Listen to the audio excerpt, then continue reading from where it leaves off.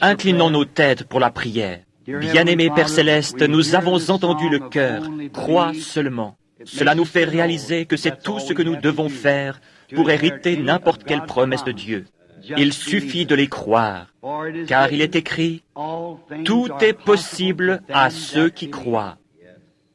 Nous crions alors comme l'homme qui avait l'enfant épileptique. « Seigneur, je crois, viens au secours de mon incrédulité. » Nous te remercions pour ta grande puissance, la glorieuse révélation de toi-même que tu nous as donnée en ces derniers jours. Cela rend notre cœur particulièrement heureux et joyeux de savoir que nous sommes entrés en contact avec le Dieu vivant, qui la confirme à son tour par des évidences physiques et matérielles, comme il l'a fait par le passé et l'a promis pour ce jour. Nous te sommes si reconnaissants, notre Dieu, en ce jour d'obscurité où personne ne semble savoir dans quelle direction aller. Nous sommes si contents d'avoir trouvé le lieu sûr, la retraite. Maintenant, bénis-nous ce soir, Seigneur, alors que nous parlons de ta parole. Et puissions-nous garder dans notre cœur les promesses qui nous sont données, les chérir avec respect et y obéir avec une discipline vraiment pieuse, car nous le demandons au nom de Jésus. Amen.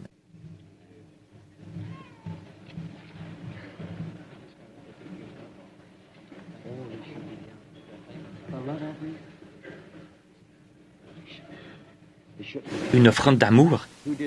Vous n'auriez pas dû faire cela. Qui l'a fait? Est-ce vous le coupable?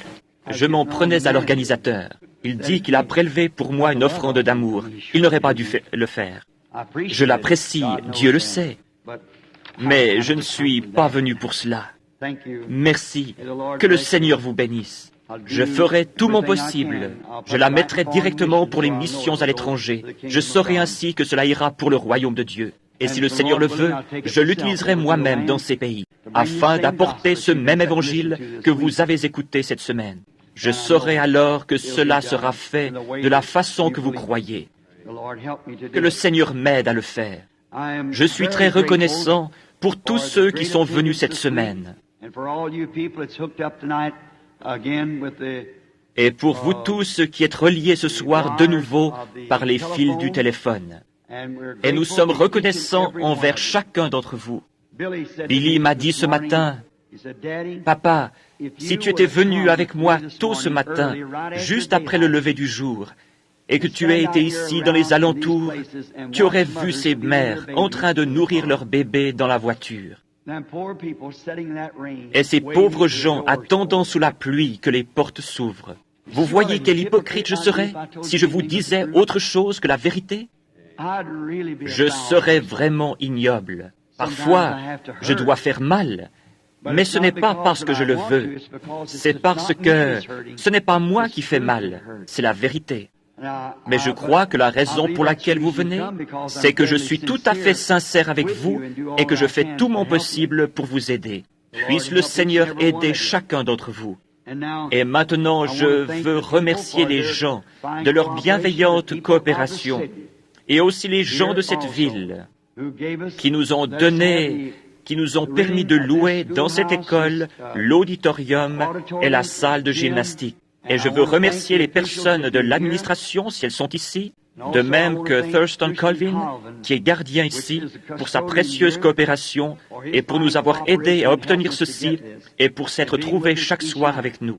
Nous remercions la police de Jeffersonville d'être venue ici et d'avoir surveillé l'endroit pour un prix très bas. Je crois que c'est pour environ $2 l'heure que la police est venue ici en service spécial pour parquer les voitures, veiller à ce que rien n'arrive et que tout soit en ordre. Nous leur sommes reconnaissants. Et aussi le machiniste ici, je l'ai remarqué. Et vous tous qui dépendez d'ici, nous vous sommes certainement reconnaissants. Je remercie chacun d'entre vous pour les cadeaux.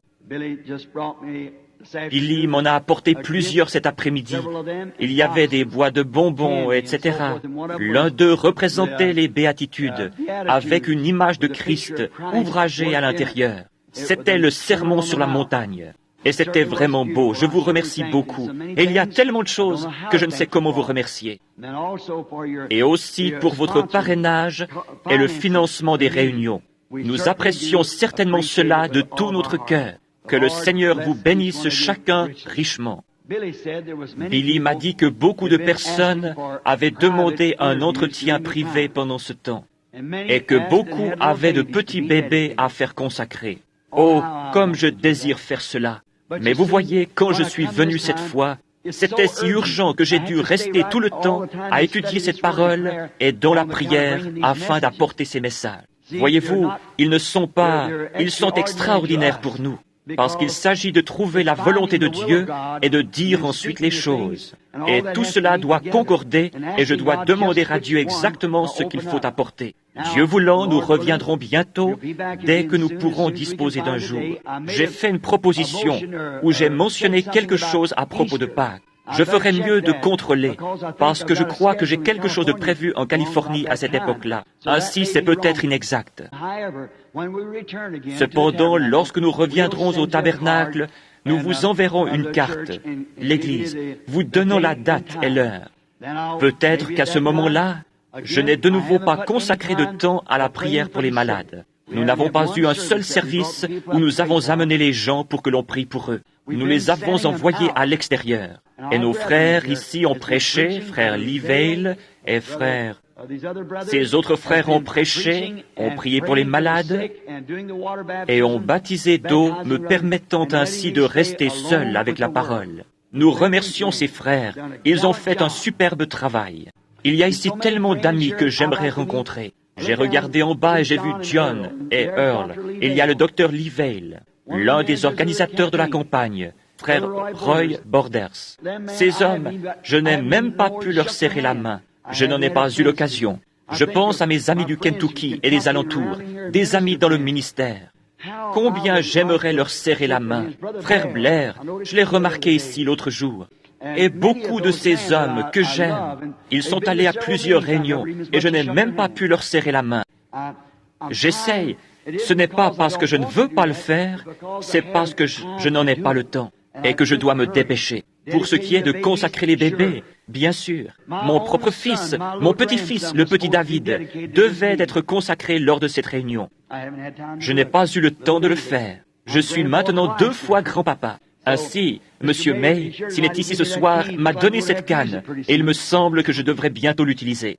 J'ai dit à Billy, la Bible a dit effectivement de multiplier et de remplir la terre. Mais tu n'en as pas reçu tout le fardeau. Ses petits-fils apparaissent rapidement. Et souvenez-vous, ma belle-fille était stérile au début. Elle ne pouvait pas avoir d'enfant. Mais un jour, en quittant une réunion, le Seigneur me parla et je lui dis, « Loïs, tu auras un fils. Le Seigneur t'a béni. Ton trouble féminin a disparu. » Le petit Paul est venu au monde 9 mois plus tard. 2 mois avant la naissance de ce bébé, j'étais à table un matin en train de déjeuner et Loïs et Billy étaient assis de l'autre côté de la table. Et j'ai vu Loïs en train de nourrir un petit bébé, entouré d'une couverture rose, ou plutôt bleue. Et Billy était assis dans le coin, en train de donner à manger au petit Paul. J'ai dit, « Billy, je viens d'avoir une vision. Loïs était en train de nourrir un bébé, entouré d'une couverture bleue. » Il dit, « Voilà ma tournée de chasse qui tombe à l'eau. Cela fait juste dans 9 mois. »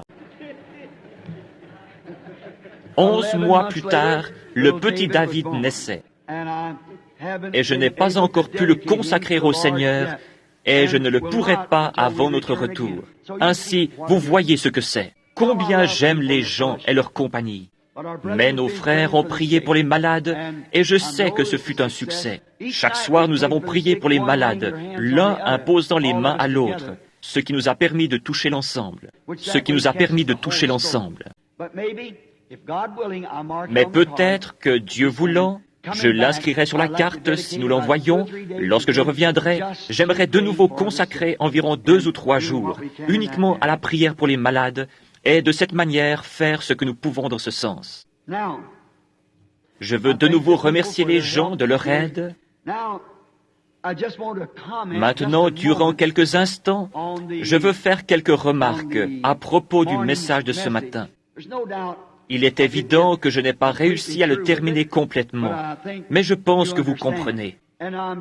Et je suis sûr que vous ne saurez jamais ce que ce fut pour moi de faire cela.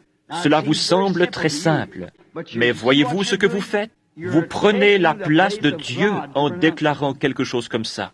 Et avant que je le fasse, il devait y avoir une réponse de la part de Dieu. Il devait descendre et il s'est montré visiblement et a donné la révélation. C'est pourquoi, voyez-vous, c'est pour l'Église. Et souvenez-vous, j'ai dit que ce que j'avais dit était seulement pour l'Église. Et afin que vous puissiez avoir confiance et que vous sachiez cela, c'est le même Dieu qui me dit là-bas, alors qu'il n'y avait pas d'écureuil. Parle et dis où ils seront. Et c'est arrivé 3 fois de suite. Or, s'il peut, par cette même parole, créer quelque chose qui n'est pas là, à combien plus forte raison ceci tiendra-t-il bon au jour du jugement? Voyez-vous, des gens étaient là pour voir ces choses et les savoir. Comme Paul l'a dit par le passé, il y avait avec lui des hommes qui ont senti la terre trembler et qui n'ont pas entendu la voix, mais ils ont vu la colonne de feu. Cela m'a pourtant fait du bien, après, de voir des maris et des épouses que je sais être d'authentiques chrétiens s'embrasser en pleurant. Et écoutez, amis, Dieu confirme sa parole avec des signes et des confirmations pour prouver qu'elle est juste. La parole parlée. Maintenant, souvenez-vous, cette lumière qui était dans ce nuage, qui donna la révélation. Ma petite fille, Sarah, ici, me disait que cette école là-bas en Arizona, vit en regardant un ciel serein, ce nuage mystérieux dans cette montagne qui montait et descendait avec un feu couleur ambre, embrasé. Le professeur interrompit les cours et l'école les amena dehors et leur dit, « Avez-vous déjà vu quelque chose comme ça? Regardez un peu. Souvenez-vous, c'est cette même lumière ambre qui est sur le rocher. » Ainsi, c'est le même Dieu, la même révélation. Il me dit, « Dis-leur de faire ceci. » C'est ce que je vous ai dit ce matin. Donc, voilà. Si mon cher ami, frère Roy Robertson est à l'écoute maintenant à Tucson. Roy, te souviens-tu de la vision que tu as eue le jour où nous étions sur la montagne? Tu es venu vers moi et ce nuage était au-dessus du sommet. En descendant, tu sais ce qu'il t'a dit? Je te l'ai dit l'autre jour à la maison. C'est ça, Roy. Fils, ne t'inquiète plus, c'est terminé. Vous ne savez pas ce que cela signifie. C'est la grâce. Il vous aime. Vous aimez-le. Servez-le humblement et adorez-le le reste de vos jours. Soyez heureux. Allez et vivez comme vous êtes. Si vous êtes heureux, continuez ainsi. Ne refaites plus jamais quelque chose de mal comme cela. Allez simplement. C'est la grâce de Dieu. Maintenant, je veux prier de nouveau avant que nous entrions dans la parole. Combien veulent prier pour moi? Je vais simplement d'une réunion à l'autre. Voulez-vous prier? Vous savez, j'aimerais vous chanter un petit chœur, nous tous ensemble, avant d'en venir à la parole. Simplement afin que nous sachions que Dieu, simplement une petite consécration. Avez-vous déjà entendu ce petit chœur? Il prend soin de toi. Par temps radieux et dans le chagrin, il prend soin de toi. La petite dame vient maintenant au piano. Oh, je veux aussi remercier cette petite dame. Je ne savais même pas qui c'était. C'est l'une des filles du diacre ici. Certainement, la petite fille de frère Wheeler. Elle est devenue grande maintenant. C'était un tout petit enfant qui s'asseyait sur mes genoux il n'y a pas longtemps. Et maintenant, c'est une jeune femme. Ainsi, je la remercie certainement d'avoir utilisé son talent dans la musique. Et elle joue maintenant avec beaucoup de douceur. Voudriez-vous nous donner un accord, sœur, tous ensemble maintenant? He cares for you. He careth for you. Through sunshine or shadow, He careth for you. You love that?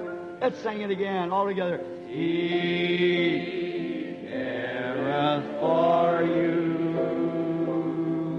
He careth for you. Through sunshine or shadow,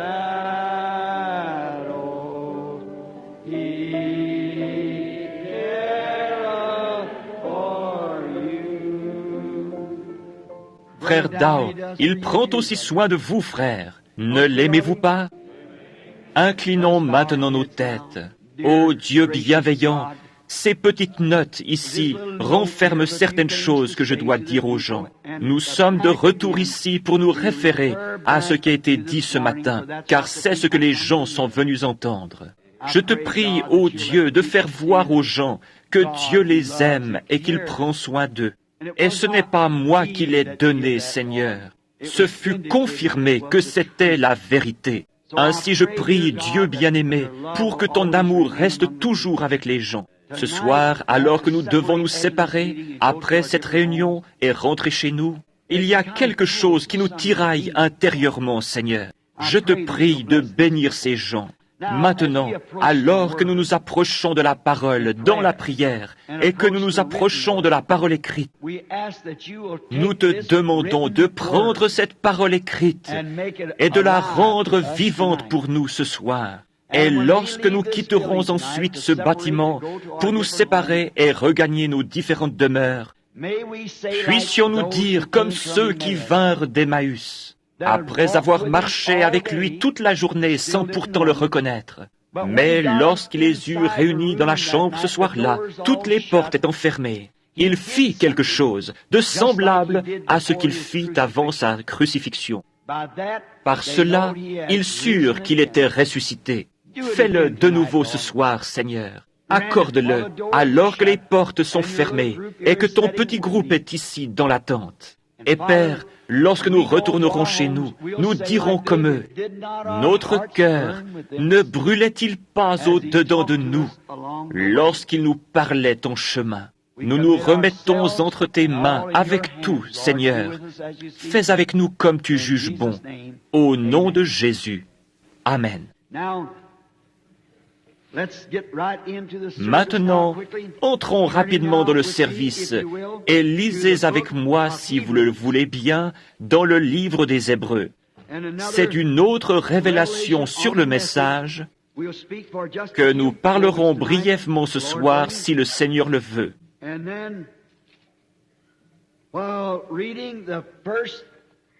Puis, après avoir lu les 3 premiers versets de Hébreux 7, 1 à 3, nous les commenterons.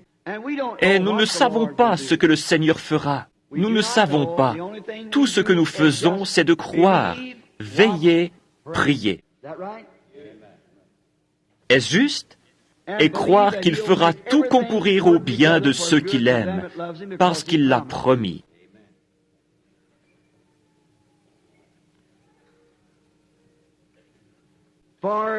En effet, ce Melchisédek, roi de Salem, sacrificateur du Dieu Très-Haut, qui alla au-devant d'Abraham lorsqu'il revenait de la défaite des rois qui le bénit, et à qui Abraham donna la dîme de tout,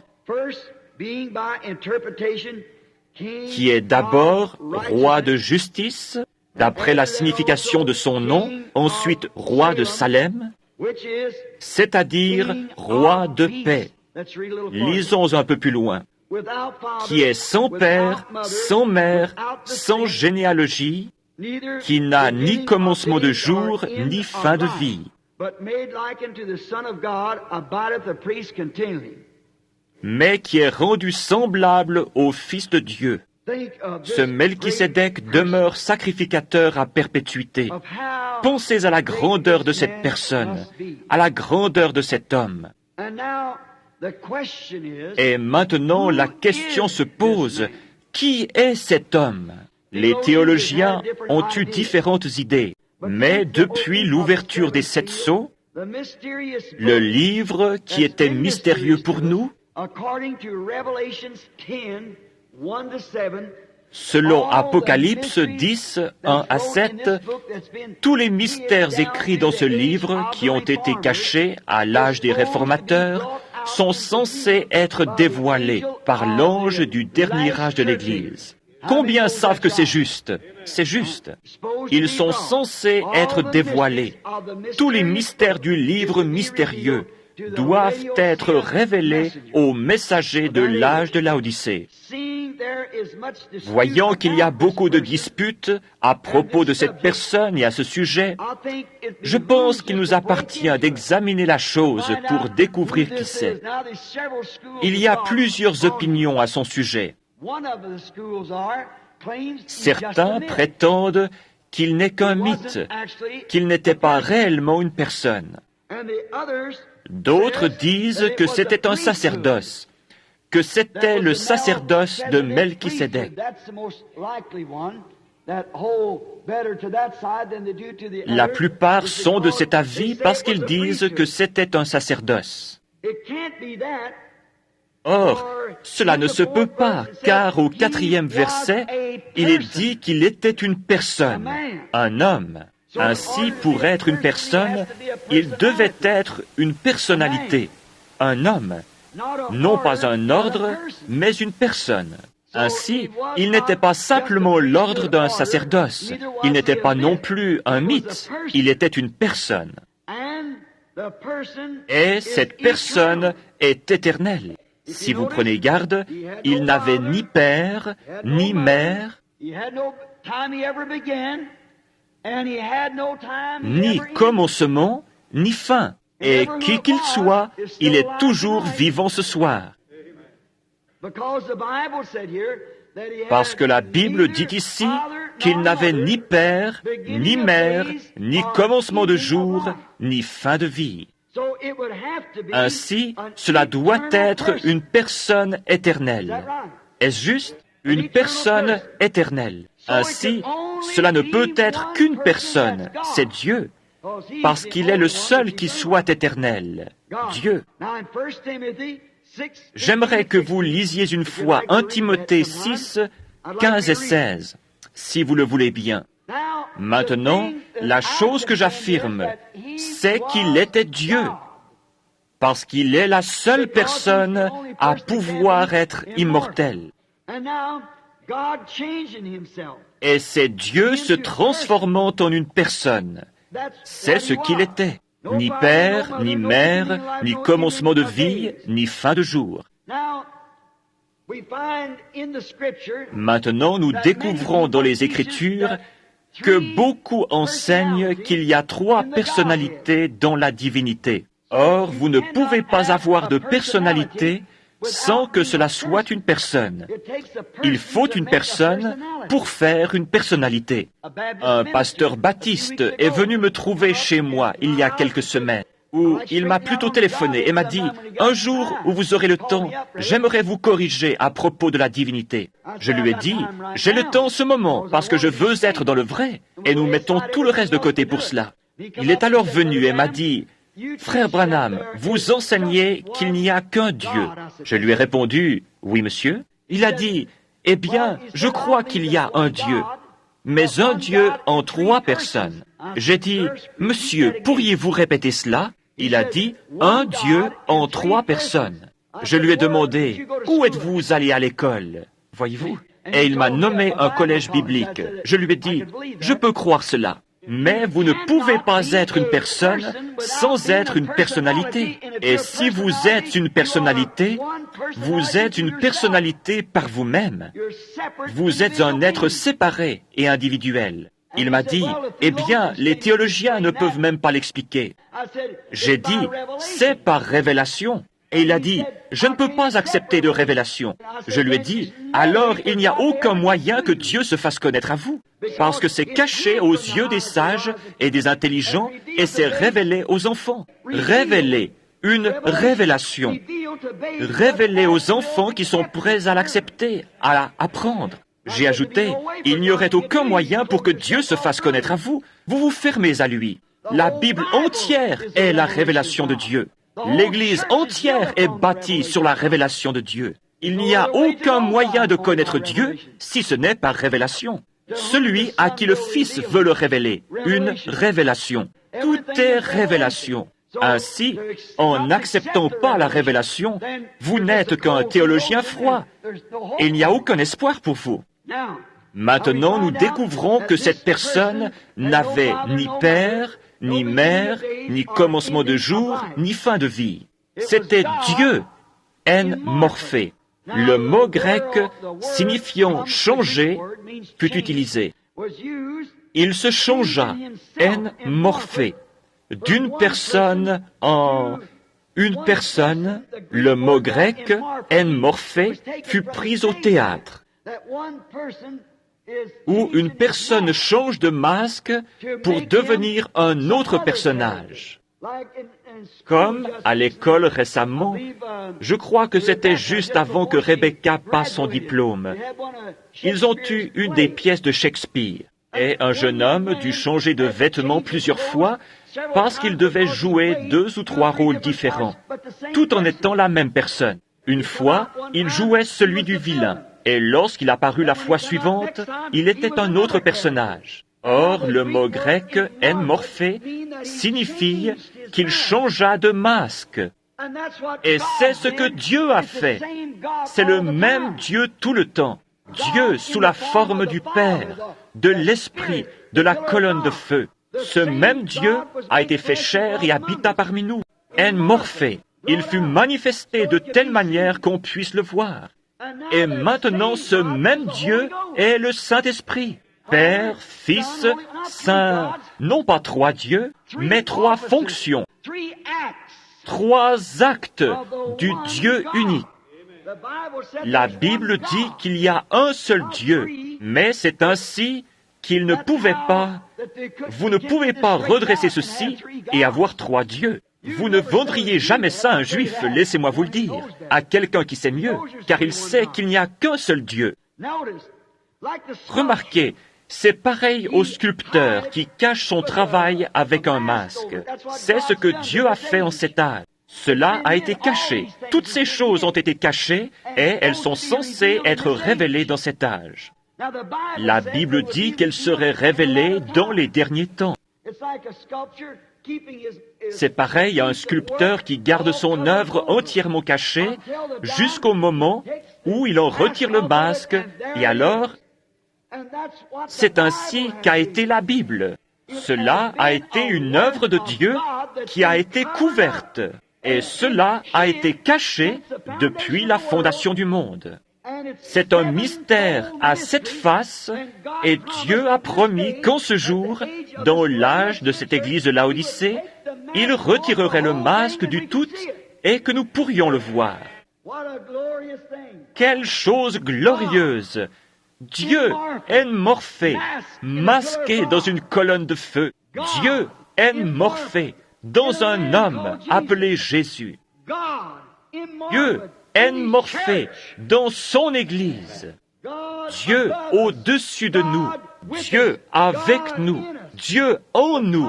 Dieu s'abaissant. Là-haut, il était saint. Personne ne pouvait le toucher. Il s'établit sur la montagne. Et même si un animal touchait la montagne, il devait mourir. Puis, Dieu descendit, changea de tente et vécut avec nous. Devint l'un de nous et nous l'avons touché. La Bible dit, 1 Timothée 3,16, sans contredit le mystère de la piété est grand. Dieu a été manifesté en chair. Des mains l'ont touché. Dieu a mangé de la viande. Dieu a bu de l'eau. Dieu a dormi. Dieu a pleuré. Il était l'un de nous. C'est merveilleusement typifié dans la Bible. C'était Dieu au-dessus de nous. Dieu avec nous. Maintenant, c'est Dieu en nous, le Saint-Esprit. Non pas la 3e personne, la même personne. Dieu descendit, fut fait chair et mourut en Christ afin de pouvoir purifier l'Église et ainsi entrer en elle et avoir communion. Dieu aime la communion. C'est pour cela qu'il créa l'homme au commencement, pour la communion. Dieu habite seul, avec des chérubins. Maintenant, remarquez, il créa l'homme, et celui-ci tomba. Il est donc descendu et a racheté l'homme, parce que Dieu aime être adoré. Le mot Dieu, lui-même, signifie sujet d'adoration. Est-ce qui vient parmi nous sous forme d'une colonne de feu, comme quelque chose qui change nos cœurs? C'est le même Dieu qui a dit que la lumière soit et la lumière fut. Il est le même hier, aujourd'hui et éternellement. Au commencement, Dieu habitait seul, avec ses attributs, comme j'en ai parlé ce matin. Ce sont ses pensées. Il n'y avait rien, sinon Dieu seul. Mais il avait des pensées. De même, un grand architecte peut réfléchir et dessiner dans son esprit ce qu'il pense construire ou créer. Or, il ne peut pas créer. Il peut prendre quelque chose qui a déjà été créé et lui donner une forme différente. Parce que Dieu est le seul qui peut créer. Mais il imagine ce qu'il va faire. Et ce sont ses pensées, ses désirs. C'est donc une pensée. Et quand il l'exprime, c'est alors une parole. Et une parole est... Une pensée, lorsqu'elle est exprimée, c'est une parole. Une pensée exprimée est une parole. Mais cela doit être premièrement une pensée. Ainsi, ce sont les attributs de Dieu. Puis, cela devient une pensée et ensuite une parole.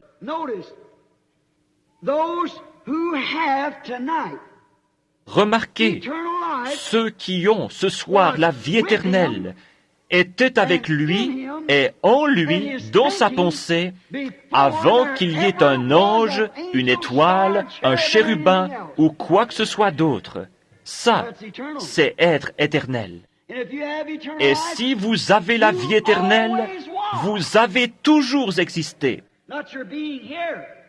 Non pas votre être ici, mais la forme que le Dieu infini. S'il n'est pas infini, il n'est pas Dieu. Dieu doit être infini. Nous sommes limités, il est infini. Et il était omniprésent, omniscient et omnipotent. S'il ne l'est pas, alors il ne peut être Dieu. Il connaît toutes choses et chaque endroit à cause de son omniprésence. Omniscient le fait omniprésent. Il est un être, il n'est pas comme le vent. Il est un être, il habite dans une maison, mais étant omniscient, sachant toutes choses, cela le rend omniprésent, parce qu'il sait tout ce qui se passe. Il ne peut pas y avoir de puce qui cligne des yeux sans qu'il le sache déjà. Et il savait, avant que le monde existe, combien de fois elle clignerait des yeux et combien de suifs elle contiendrait. Ça, c'est être infini. Nous ne pouvons pas le saisir dans notre esprit, mais c'est Dieu, l'infini de Dieu. Souvenez-vous que vous, vos yeux, votre stature, tout ce que vous étiez dans sa pensée dès le commencement. Et tout ce que vous êtes, c'est l'expression parole. Après l'avoir pensé, il l'a prononcé, et vous voilà. Si ce n'est pas ainsi, si vous n'étiez pas dans sa pensée, il n'y a aucun moyen du tout pour vous d'être un jour là-bas, car il est celui qui donne la vie éternelle. Vous vous souvenez, comme nous avons lu dans l'Écriture, cela ne dépend ni de celui qui veut, ni de celui qui court, mais de Dieu, et afin que sa prédestination demeure vraie, il a pu choisir, avant n'importe quel temps, qui... Dieu est souverain dans son choix. Le saviez-vous? Dieu est souverain. Qui était là-bas pour lui indiquer une meilleure façon de faire le monde? Qui oserait lui dire qu'il dirige mal son affaire? Même la parole elle-même est souveraine. Même la révélation est souveraine. Il révèle à qui il veut. La révélation elle-même est souveraine en Dieu. Voilà pourquoi les gens cognent sur les choses, bondissent sur les choses, frappent sur les choses, ne sachant pas ce qu'ils font. Dieu est souverain dans ses œuvres. Maintenant, nous le trouvons au commencement avec ses attributs. Vous étiez alors avec lui. C'est à ce moment-là que le livre de vie apparaît. Maintenant, nous lisons ici dans Apocalypse au chapitre 13, le verset 8, que la bête qui viendra sur la terre en ces derniers jours séduira tous les gens qui s'y trouvent et dont les noms ne furent pas écrits dans le livre de vie de l'agneau avant la fondation du monde. Pensez-y, avant que Jésus naisse, 4000 ans avant qu'il vienne sur la terre, et plusieurs milliers d'années avant que vous y veniez, Jésus, dans la pensée de Dieu, mourut pour les péchés du monde. Et le livre de vie fut fait, et votre nom fut placé dans ce livre de vie avant la fondation du monde. C'est la vérité de la Bible. Voyez-vous, votre nom fut ordonné de Dieu et placé dans le livre de vie avant la fondation du monde. Vous étiez là dans ses attributs. Vous ne vous en souvenez pas? Non, parce que vous êtes simplement une partie de sa vie. Vous êtes une partie de Dieu lorsque vous devenez un fils ou une fille de Dieu. De même que vous êtes une partie de votre Père terrestre. C'est vrai. Vous êtes le mâle porte l'hémoglobine, le sang. Et lorsque cela a passé dans l'œuf, alors vous devenez une partie de votre père. Et votre mère est aussi une partie de votre père. Ainsi, vous êtes tous une partie de votre père. Gloire! Cela laisse complètement la dénomination de côté. Certainement. Dieu en tous, le seul endroit. Remarquez maintenant son attribut. Donc, l'attribut fut premièrement Dieu. La pensée, l'attribut lui-même, tout en un, sans être exprimé. Puis, deuxièmement, lorsqu'il l'exprima, il devint alors la parole. Ensuite, la parole a été faite chair et a habité parmi nous. Jean chapitre 1er et verset 1er. Remarquez, c'est au commencement.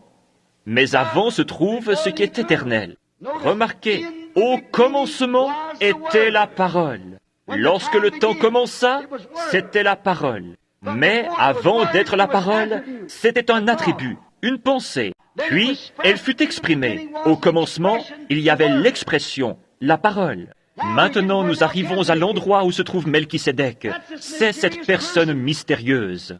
Au commencement était la parole, et la parole était avec Dieu, et la parole était Dieu. Puis la parole a été faite chair, et elle a habité parmi nous. Maintenant, retenez ça là. Remarquez, son premier être était esprit, Dieu surnaturel. D'accord? Le grand éternel. Deuxièmement, il commença à se donner une forme, se rapprochant de la chair, dans une théophanie, comme on l'appelle. La parole, un corps. C'est donc l'état dans lequel il était lorsqu'il rencontra Abraham et qu'il fut appelé Melchisédek. Il était sous la forme d'une théophanie. Maintenant, nous allons y arriver et prouver cela dans quelques minutes, si le Seigneur le veut. Il était la parole. Une théophanie, c'est quelque chose que vous ne pourriez pas voir. Cela pourrait être ici même, en ce moment, et vous ne pourriez pourtant pas le voir. C'est pareil à la télévision. C'est dans une autre dimension. La télévision, des gens en ce moment se déplacent dans cette salle en chantant. Il y a aussi des couleurs, mais l'œil est sensible aux 5 sens seulement. Ou plutôt, tout votre être est sensible aux 5 sens seulement. Et vous n'êtes sensible qu'à ce que vous pouvez voir dans les limites de la vue. Mais il y a une autre dimension qui peut être perçue après transformation au moyen de la télévision. La télévision ne fabrique pas d'image. La télévision ne fait que la conduire dans un circuit et ensuite, l'écran de télévision la capte. Mais il y a l'image pour commencer. La télévision était là lorsqu'Adam était là. La télévision était là lorsqu'Élie était sur le mont Carmel.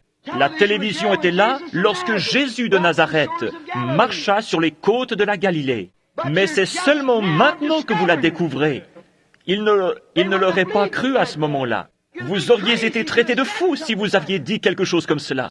Mais maintenant, c'est devenu une réalité. Et c'en est également une que Christ est ici. Les anges de Dieu sont ici. Et un jour, dans le grand millénium à venir, ce sera plus réel que la télévision ou n'importe quoi d'autre, parce qu'ils sont ici. Il se révèle dans sa grande forme qu'il prétend, alors qu'il change de masque, en morphé, dans ses serviteurs et prouve qui il est.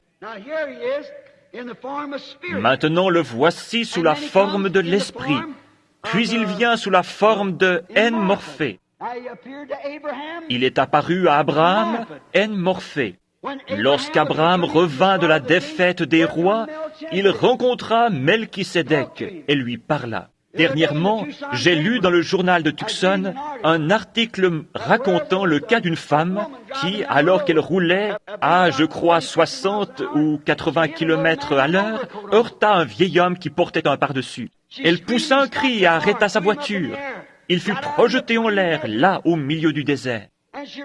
Et elle courut en arrière pour le retrouver, et il n'était pas là. Ainsi, que fit-elle? Des gens, derrière elle, virent cela arriver. Ils virent ce vieil homme être projeté en l'air et son pardessus tournoyer. Ils coururent donc en arrière pour regarder. Ils ne purent trouver l'homme nulle part. Ils appelèrent la police. Celle-ci vint examiner l'endroit. Il n'y avait là personne. Eh bien, chacun d'entre eux témoigna que la voiture fit un soubresaut et heurta l'homme.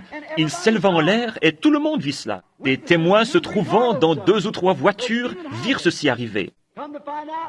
On découvrit finalement que 5 ans auparavant, un vieil homme portant un pardessus avait été heurté et tué au même endroit.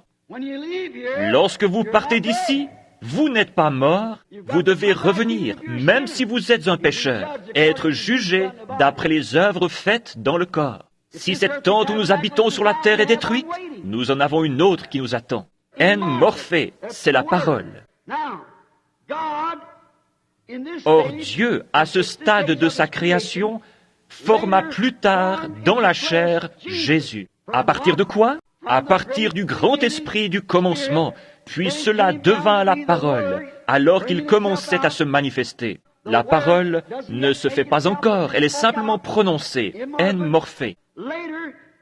Plus tard, il devient chair en Jésus, mortel, pour goûter à la mort pour nous tous pécheurs.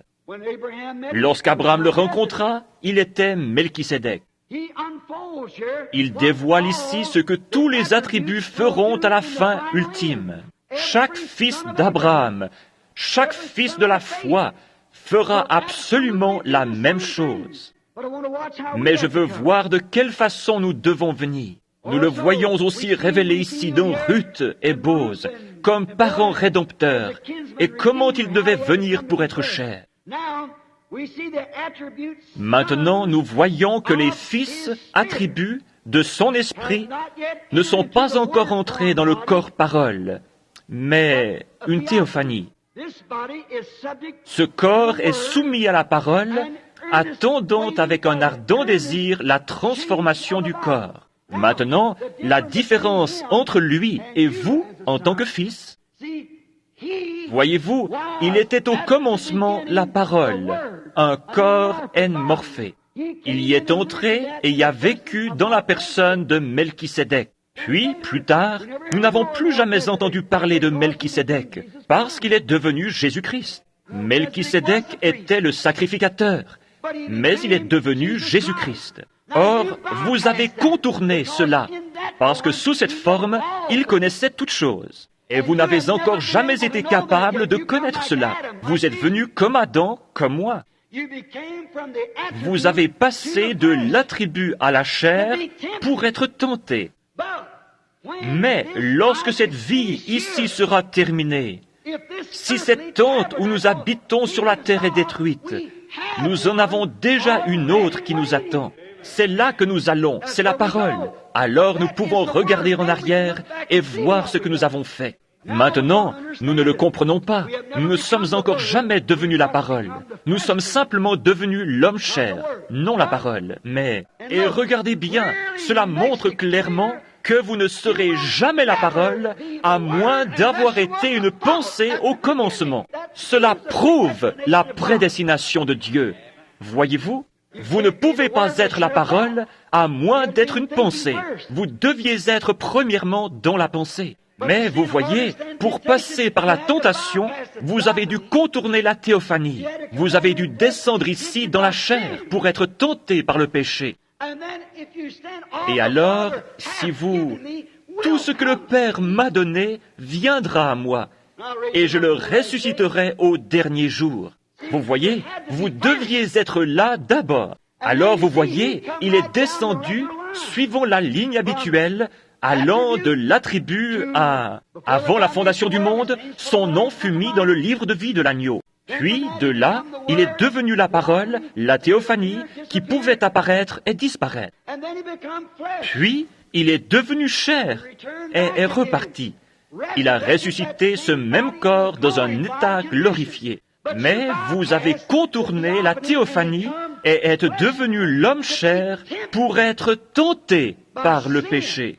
Et alors, si cette tente où nous habitons sur la terre est détruite, nous en avons déjà une autre qui nous attend. Nous n'avons pas encore les corps. Mais regardez, lorsque ce corps reçoit l'Esprit de Dieu, la vie immortelle à l'intérieur de vous, cela rend ce corps soumis à Dieu. Alléluia! Celui qui est né de Dieu ne pratique pas le péché. Il ne peut pas pécher. Romains 8:1. Il n'y a donc maintenant aucune condamnation pour ceux qui sont en Jésus-Christ. Ils marchent non selon la chair, mais selon l'Esprit. Vous y êtes.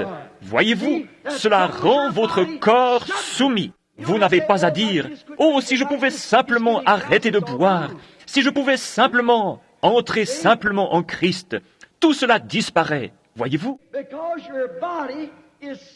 Parce que votre corps est soumis à l'Esprit. Il n'est plus soumis aux choses du monde. Elles sont mortes. Elles sont mortes. Vos péchés sont ensevelis dans le baptême. Et vous êtes une nouvelle création en Christ. Et votre corps devient soumis à l'Esprit et vous essayez de vivre correctement. Comme vous, femmes, qui prétendez avoir le Saint-Esprit et qui sortez en portant des shorts, etc.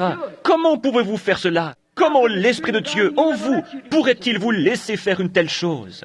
Cela ne se peut simplement pas, vraiment pas. Il n'est pas un esprit corrompu, il est un esprit saint. Et alors, quand vous devenez soumis à cet esprit, cela fait que tout votre être est soumis à cet esprit. Et cet esprit n'est rien d'autre au monde que cette semence parole rendue manifeste ou vivifiée. Alléluia!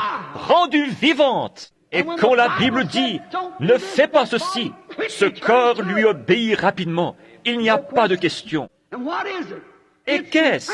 C'est le gage de la résurrection. Ce corps ressuscitera, car cela a déjà commencé. Il était une fois sujet au péché, dans le bourbier et la corruption, mais maintenant il a le gage. Il est devenu céleste. Or, c'est le gage que vous allez dans l'enlèvement. C'est le gage. Une personne malade qui se meurt, pour qui il ne reste plus que la mort. C'est tout ce qui peut arriver. J'ai vu l'ombre de personnes dévorées par le cancer et la tuberculose, et je les ai revues un peu plus tard, parfaitement normales et pleines de force. S'il n'y a pas de guérison divine, alors il n'y a pas de résurrection, parce que la guérison divine est le gage de la résurrection. Amen. Vous savez ce que sont les arts, n'est-ce pas? C'est l'acompte. Il fut blessé pour nos péchés, par ses meurtrissures, nous sommes guéris. Remarquez, comme c'est merveilleux, comme nous l'aimons. Maintenant, ce corps est soumis à l'Esprit. Nous n'avons pas encore pris la forme de la parole. Nous avons toujours la forme de la chair, mais soumis à la parole. La mort dans la chair nous y amènera. Pensez à un petit bébé. C'est la même chose. Vous pouvez prendre une femme, peu importe sa méchanceté. Quand elle est enceinte et sur le point d'être mère, observez avant que ce bébé naisse. Peu m'importe combien la femme est cruelle, elle devient très douce. Il y a quelque chose en elle qui semble pieux lorsqu'elle est sur le point de devenir mère par ce bébé. Pourquoi cela? Ce petit corps, il n'est pas encore vivant. Voyez-vous, tout ce qu'il est, c'est juste de la chair et des muscles. Ces petits seaux, ce sont simplement les muscles qui travaillent. Mais lorsqu'il sort du sein, Dieu souffle en lui le souffle de vie, et alors il pousse un cri. Voyez-vous, aussi sûr qu'un corps naturel est formé, il y a un corps spirituel pour le recevoir dès qu'il arrive ici. Alors, quand un homme naît de nouveau du ciel, il devient un bébé esprit en Christ. Et lorsque cette robe de chair est abandonnée, il y a un corps naturel, une théophanie où nous allons, un corps que des mains n'ont pas fait et qui n'est pas né d'une femme. Puis ce corps retourne chercher le corps glorifié. C'est la raison pour laquelle Jésus alla en enfer lorsqu'il mourut et prêcha aux âmes qui étaient en prison.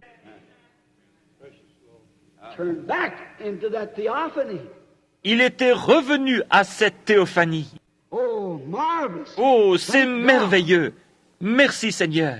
2 Corinthiens 5:1, si ce corps où nous habitons sur la terre est détruit, cette tente où nous habitons sur la terre, nous en avons un autre. Voyez-vous, nous avons contourné cela afin de venir directement de Dieu, l'attribut pour être chair, et être tenté et testé par le péché comme le fut Adam. Mais lorsque le test de sa parole est terminé, alors nous sommes amenés à ce corps qui fut préparé pour nous avant la fondation du monde. C'est la parole que nous avons sautée afin de venir ici en bas pour être tentés et testés. Si nous avions passé par cela, il n'y aurait pas eu de tentation. Nous aurions su toutes choses. C'est la raison pour laquelle Jésus savait toutes choses. C'est qu'il était la parole avant d'être chair. Puis, nous devenons la parole. Ici, nous sommes formés à l'image de la parole pour être participants de la parole. Nous nourrissons de la parole en étant prédestinés depuis le commencement. Vous voyez cette petite étincelle de vie que vous aviez en vous dès le commencement, dès que vous avez commencé votre voyage. Beaucoup parmi vous peuvent s'en souvenir. Vous vous êtes joints à cette église-ci et joints à cette église-là. Vous avez essayé ceci et cela. Rien ne vous a satisfait. C'est vrai. Mais un jour, vous l'avez simplement reconnu. C'est vrai. L'autre soir, j'enseignais quelque part. Je crois que c'était en Californie ou en Arizona, à propos de... Je crois que j'ai raconté ici la petite histoire de l'homme qui a placé un œuf d'aigle sous une poule. Et quand cet aigle était clos, c'était l'oiseau le plus amusant que ces poulets aient jamais vu. Mais il s'est promené de ci, de là, il n'était pas à sa place parmi eux, parce qu'il n'arrivait simplement pas à comprendre comment cette poule pouvait glousser, gratter sur ce tas de fumier et manger ça. Il ne pouvait pas saisir cela. Elle disait, « Viens ici et fesse-toi, mon chéri. » Eh bien, il était un aigle. Il ne mangeait simplement pas de cette façon. Ce n'était pas sa nourriture. Elle attrapait des sauterelles, etc., vous savez, et appelait les petits poussins. Et tous ces petits poussins s'en allaient manger en gazouillant. Mais le petit aigle ne pouvait simplement pas le faire. Cela ne lui paraissait pas juste. Un jour, sa maman partit à sa recherche. Il entendait cette poule glousser, et il essayait de son mieux d'y arriver aussi, mais il ne le pouvait pas. Il essaya de piauler comme un poussin, mais il n'y arrivait pas. Voyez-vous, c'était un aigle. C'était un aigle pour commencer. Il fut simplement couvé par une poule. C'est pareil à certains membres d'Église. C'est à peu près ainsi, environ un sur une couvée est juste. Mais un jour, sa maman survola l'endroit. Elle poussa un cri. Il le reconnut. Cela paraissait juste. Pourquoi? C'était un aigle pour commencer.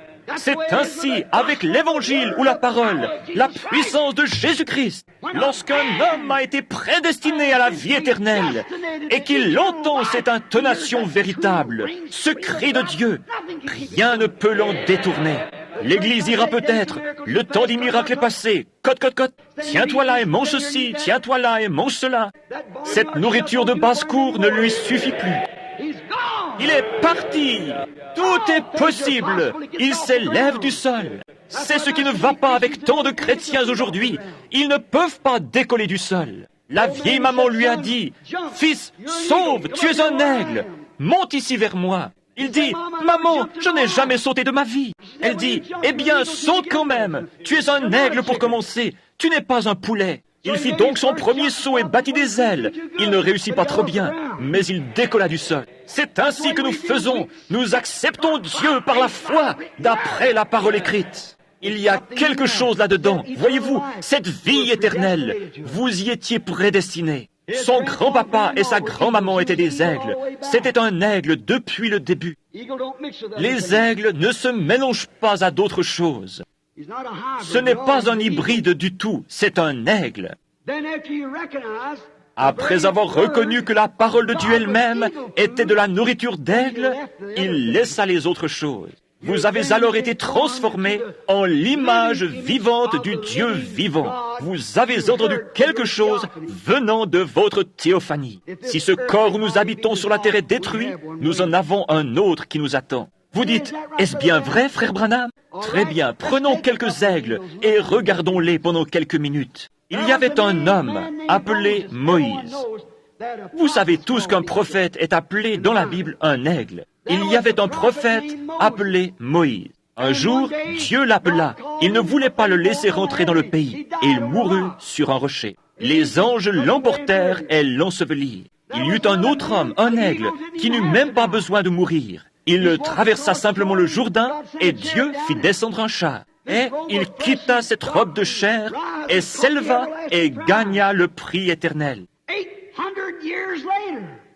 800 ans plus tard, 800 ans plus tard, sur la montagne de la transfiguration, se tenaient ces deux hommes. Le corps de Moïse était pourri depuis des centaines d'années. Mais il avait là une forme telle que même Pierre, Jacques et Jean le reconnurent. Amen. Si cette tente où nous habitons sur la terre est détruite, si vous êtes un attribut de Dieu exprimé ici sur la terre, vous avez un corps qui vous attend lorsque vous quittez ce monde. Ils étaient là, sur la montagne de la transfiguration, dans leur théophanie, car ils étaient des prophètes à qui la parole était venue. Remarquons aussi un autre prophète qui s'appelait Samuel. C'était un grand homme. Il avait enseigné Israël et leur avait dit qu'il ne devrait pas avoir de roi. Il leur dit, « Vous ai-je déjà dit une seule chose au nom du Seigneur qui ne soit pas arrivé ?» Ils répondirent, « Non, tout ce que tu as dit au nom du Seigneur est arrivé. » C'était un prophète et il est mort. Environ 3 ou 4 ans plus tard, le roi eut des difficultés.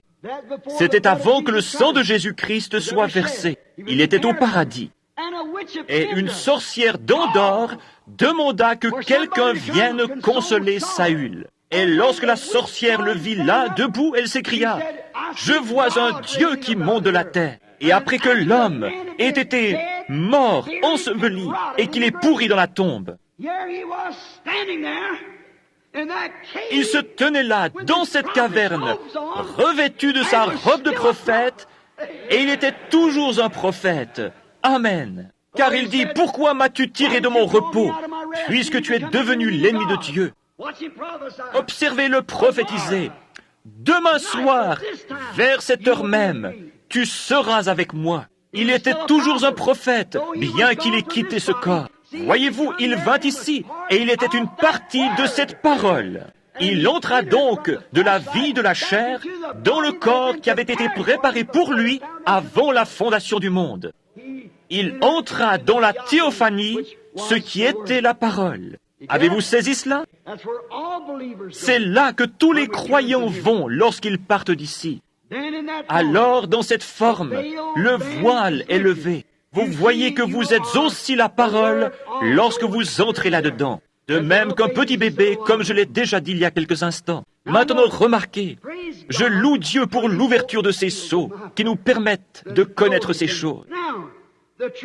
Maintenant, la véritable révélation de Melchisédek apparaît. Et elle montre qu'il était Dieu, la parole, avant de devenir chair. Dieu, la parole.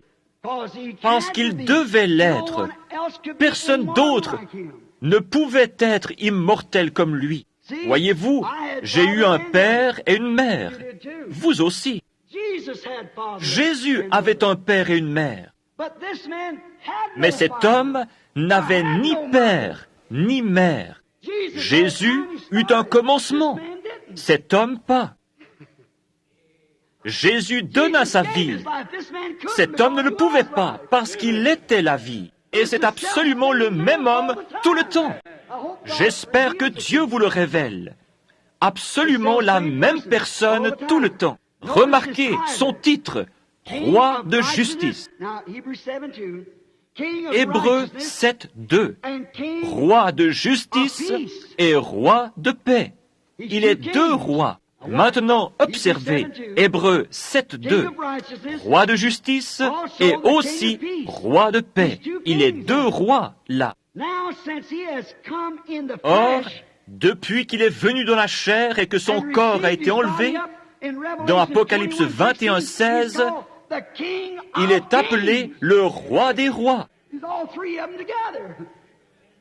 Il est tous les trois à la fois. Voyez-vous, roi Dieu, roi Théophanie, roi Jésus. Il est le roi des rois. Tous s'est rencontrés comme l'âme, le corps et l'esprit. Tous finissent par n'en former qu'un. Il est aussi le Père, qui était en premier, le Fils et le Saint-Esprit, l'Esprit. Roi de justice, l'attribut, esprit, la théophanie, roi de paix, la théophanie. Et dans la chair, il était roi des rois, la même personne. Quand la théophanie, lorsque Moïse le vit dans Exode 33, 2, il était une théophanie. Moïse voulait voir Dieu. Il avait entendu sa voix, il l'avait entendu lui parler, et l'avait vu là, dans un buisson sous la forme d'une grande colonne de feu. Et Moïse dit, « Qui es-tu? Je veux savoir qui tu es. Si tu me laisses te voir, j'aimerais voir ta face. » Il dit, « Aucun homme ne peut voir ma face. » Il ajouta, « Je mettrai ma main sur tes yeux, et je passerai. Et tu pourras voir mon dos, mais non ma face. » Voyez-vous? Et lorsqu'il passa, c'était le dos d'un homme. C'était la théophanie. Alors la parole qui est venue à Moïse, « Je suis », c'était la parole. La parole est venue à Moïse sous la forme d'une colonne de feu, dans un buisson ardent, le « Je suis ». En tant que parole de la théologie, de la théophanie, excusez-moi. Il est venu vers Abraham sous le chêne en tant qu'homme. Maintenant, regardez ceci. Un homme est venu vers Abraham. Ils étaient trois. Et ils se sont assis sous un chêne. Et remarquez, après avoir parlé à Abraham, pourquoi est-il venu? Abraham était celui qui avait la promesse et le message du Fils qui allait venir. Et il était aussi le prophète de la parole de Dieu, qui avait confiance dans la parole de Dieu, qui considérait comme n'existant pas tout ce qui était contraire. Voyez-vous comme la parole est parfaite? La parole est venue au prophète. Voyez-vous, il y avait là Dieu dans une théophanie, et la Bible dit que la parole vient au prophète. Et là se trouvait la parole dans la théophanie. Maintenant vous dites, était-ce Dieu? Abraham a dit que c'était lui. Il a dit que son nom était, il l'appela Elohim. Or, dans Genèse 1, vous voyez ceci. Au commencement, Elohim créa les cieux et la terre. Dans Genèse 18, nous voyons qu'Abraham appela cette personne qui s'assit là et lui parla, qui put lui dire les secrets de son cœur et ce que Sarah pensait derrière lui. Abraham dit, c'est Elohim. Il était sous la forme de théophanie. Vous saisissez cela? Remarquez, après, maintenant nous découvrons qu'il était alors sous la forme d'une théophanie. Il l'appela Seigneur Dieu, Elohim. Nous découvrons dans Genèse 18 que c'est juste. Maintenant, remarquez, Abraham Ils étaient trois ensemble. Toutefois, lorsqu'Abraham les rencontra, il dit « Mon Seigneur ». Mais lorsque Lot, là-bas à Sodome, deux d'entre eux y allèrent, lorsqu'il les vit venir, il dit « Mes Seigneurs ». Voyez-vous, que s'est-il passé? Premièrement, Lot n'était pas un prophète, c'est vrai. Il n'était pas non plus le messager de l'heure. Aussi, n'avait-il pas de révélation à propos de lui. C'est exact. Lot pouvait les appeler seigneurs, au pluriel. S'il y en avait une douzaine, il aurait toujours pu les appeler seigneurs, au pluriel. Mais peu importe combien Abraham envoyait, c'était toujours un seigneur. Voilà Dieu. C'est Melchisédek. Remarquez, une fois la bataille terminée, Melchisédek servit à son enfant victorieux la communion. Pensez-y, une partie de lui-même. Maintenant, nous voulons voir ici, sous la forme de type, la communion. Après la bataille, il donna une partie de lui-même, parce que la communion est une partie de Christ. Une fois la lutte terminée, et après avoir été bien secoué, c'est alors que vous goûtez à Christ et devenez une partie de cet être. Vous saisissez cela? Jacob lutta toute la nuit et ne voulut pas le laisser partir, qu'il ne les bénit. C'est juste. La bataille pour la vie. Et une fois la bataille terminée, alors Dieu vous donne une partie de lui-même. C'est sa véritable communion. Le petit morceau de pain et l'hostie ne font que la représenter. Vous ne devriez la prendre que si vous avez combattu jusqu'au bout et que vous êtes devenus une partie de Dieu. Souvenez-vous qu'à ce moment-là, la communion n'avait pas été instituée. Elle ne le fut qu'avant la mort de Jésus-Christ, des centaines et des centaines d'années plus tard.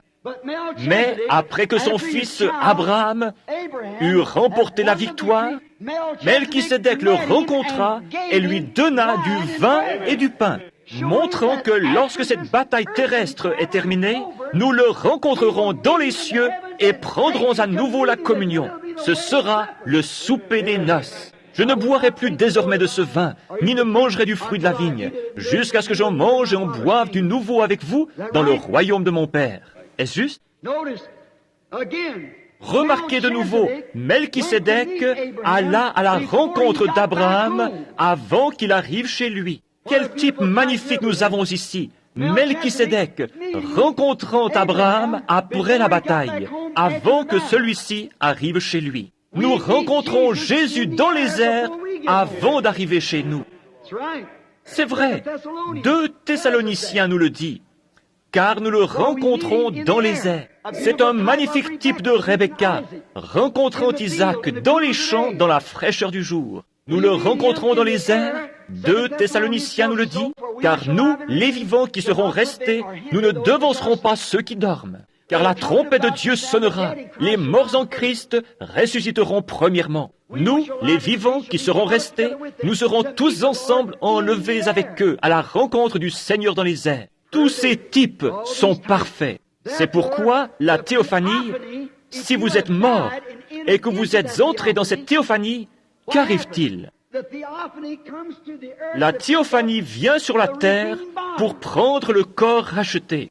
Et si vous êtes ici, dans l'air, vous prenez le corps pour rencontrer la théophanie. Vous y êtes, et vous êtes enlevés pour aller à la rencontre du Seigneur dans les airs. Qui est ce Melchisédek, si ce n'est Dieu? Maintenant, nous voyons ici clairement tout le secret de nos vies durant ce voyage, la mort, et où nous allons après la mort. De même, la prédestination apparaît ici clairement. Maintenant, écoutez attentivement alors que nous enseignons ceci. Les étapes du dessein éternel qu'il avait dans son secret ont maintenant été révélées. Remarquez, il y a encore 3 étapes pour conduire à la perfection. La manière qu'il utilise pour racheter le monde est pareille à celle qu'il utilise pour racheter son Église. Il rachète les gens à travers 3 étapes. Maintenant, regardez. Premièrement, il y a la justification, comme Luther la prêcha. Deuxièmement, la sanctification, comme Wesley la prêcha. Troisièmement, le baptême du Saint-Esprit. C'est juste. Puis vient l'enlèvement. Maintenant, le monde. Comment a-t-il racheté le monde? La première chose qu'il fit, lorsqu'il pécha, c'est de le laver dans le baptême d'eau. C'est vrai. Puis il laissa de la croix tomber son sang sur lui, le sanctifia et l'appela sa propriété. Puis que fit-il? De même qu'il a arraché de vous tout ce qui est du monde et qu'il a rénové le tout par le baptême ardent du Saint-Esprit, il rénovera aussi le monde. Il sera complètement brûlé par le feu et purifié de tout germe jusqu'à des millions de kilomètres d'altitude, et tout sera nettoyé. Il y aura alors un nouveau ciel et une nouvelle terre. De même que vous êtes une nouvelle créature en Jésus-Christ, lorsque le Saint-Esprit se saisit de vous. Voyez-vous, vous y êtes. La chose est tout ce qu'il y a de plus clair. Tout va par trois. La naissance naturelle est en 3 temps. Qu'arrive-t-il premièrement à la femme qui a un bébé? Qu'est-ce qui vient en premier? L'eau. Et ensuite, le sang. Et quelle est la phase suivante? La vie. L'eau, le sang, l'esprit. Qu'arrive-t-il à la plante? Elle pourrit. Quelle est la première chose? La tige. Quelle est la suivante? L'épi. Quelle est la suivante? La balle. Puis le grain sort de là. Il y a les 3 étapes jusqu'à ce que cela arrive au grain. Exactement. Dieu confirme cela. Cela a toujours été juste. Dieu confirme que c'est vrai. Cela montre clairement que celui qui est prédestiné est le seul à être considéré dans la rédemption. Avez-vous saisi? Laissez-moi répéter. Celui qui est prédestiné est le seul à être considéré dans la rédemption. Les gens peuvent agir comme s'ils l'étaient ou penser qu'ils le sont, mais la véritable rédemption est pour ceux qui sont prédestinés. Parce que le mot « racheter » lui-même signifie « ramener ». Est-ce juste? Racheter, c'est... Racheter quoi que ce soit, c'est le ramener à sa place originale. Alléluia! Donc, seuls les prédestinés sont ramenés, parce que les autres ne venaient pas de là. Voyez-vous, ramenés. Étant au commencement éternels avec lui, la vie éternelle que vous aviez, la pensée qu'il avait de vous, il voulait seulement que vous, il voulait que je me tienne à la chair, par exemple. Il voulait que vous soyez assis là, ce soir. Nous accomplissons alors son dessein éternel. Et celui qui a quitté la maison est venu sur la terre seulement pour accomplir son dessein. Est-ce juste? Très bien. Alors, une fois que c'est terminé, il est ramené dans un état glorifié. Il est mûr et ramené. Ce n'est pas étonnant que Paul ait pu dire, alors qu'il construisait le billon sur lequel on allait lui couper la tête, « Ô mort, où est ton aiguillon? Ô tombe, où est ta victoire? Mais grâce soit rendue à Dieu qui nous donne la victoire. » Il ajouta, « Ô mort, dis-moi comment tu peux arriver à me faire crier. Tombe, dis-moi comment tu vas me retenir. Car je suis en possession de la vie éternelle. » Amen. Il le reconnut. La mort, l'enfer, la tombe, rien ne pouvait le retenir. Et rien ne peut nous faire de mal. Nous avons la vie éternelle.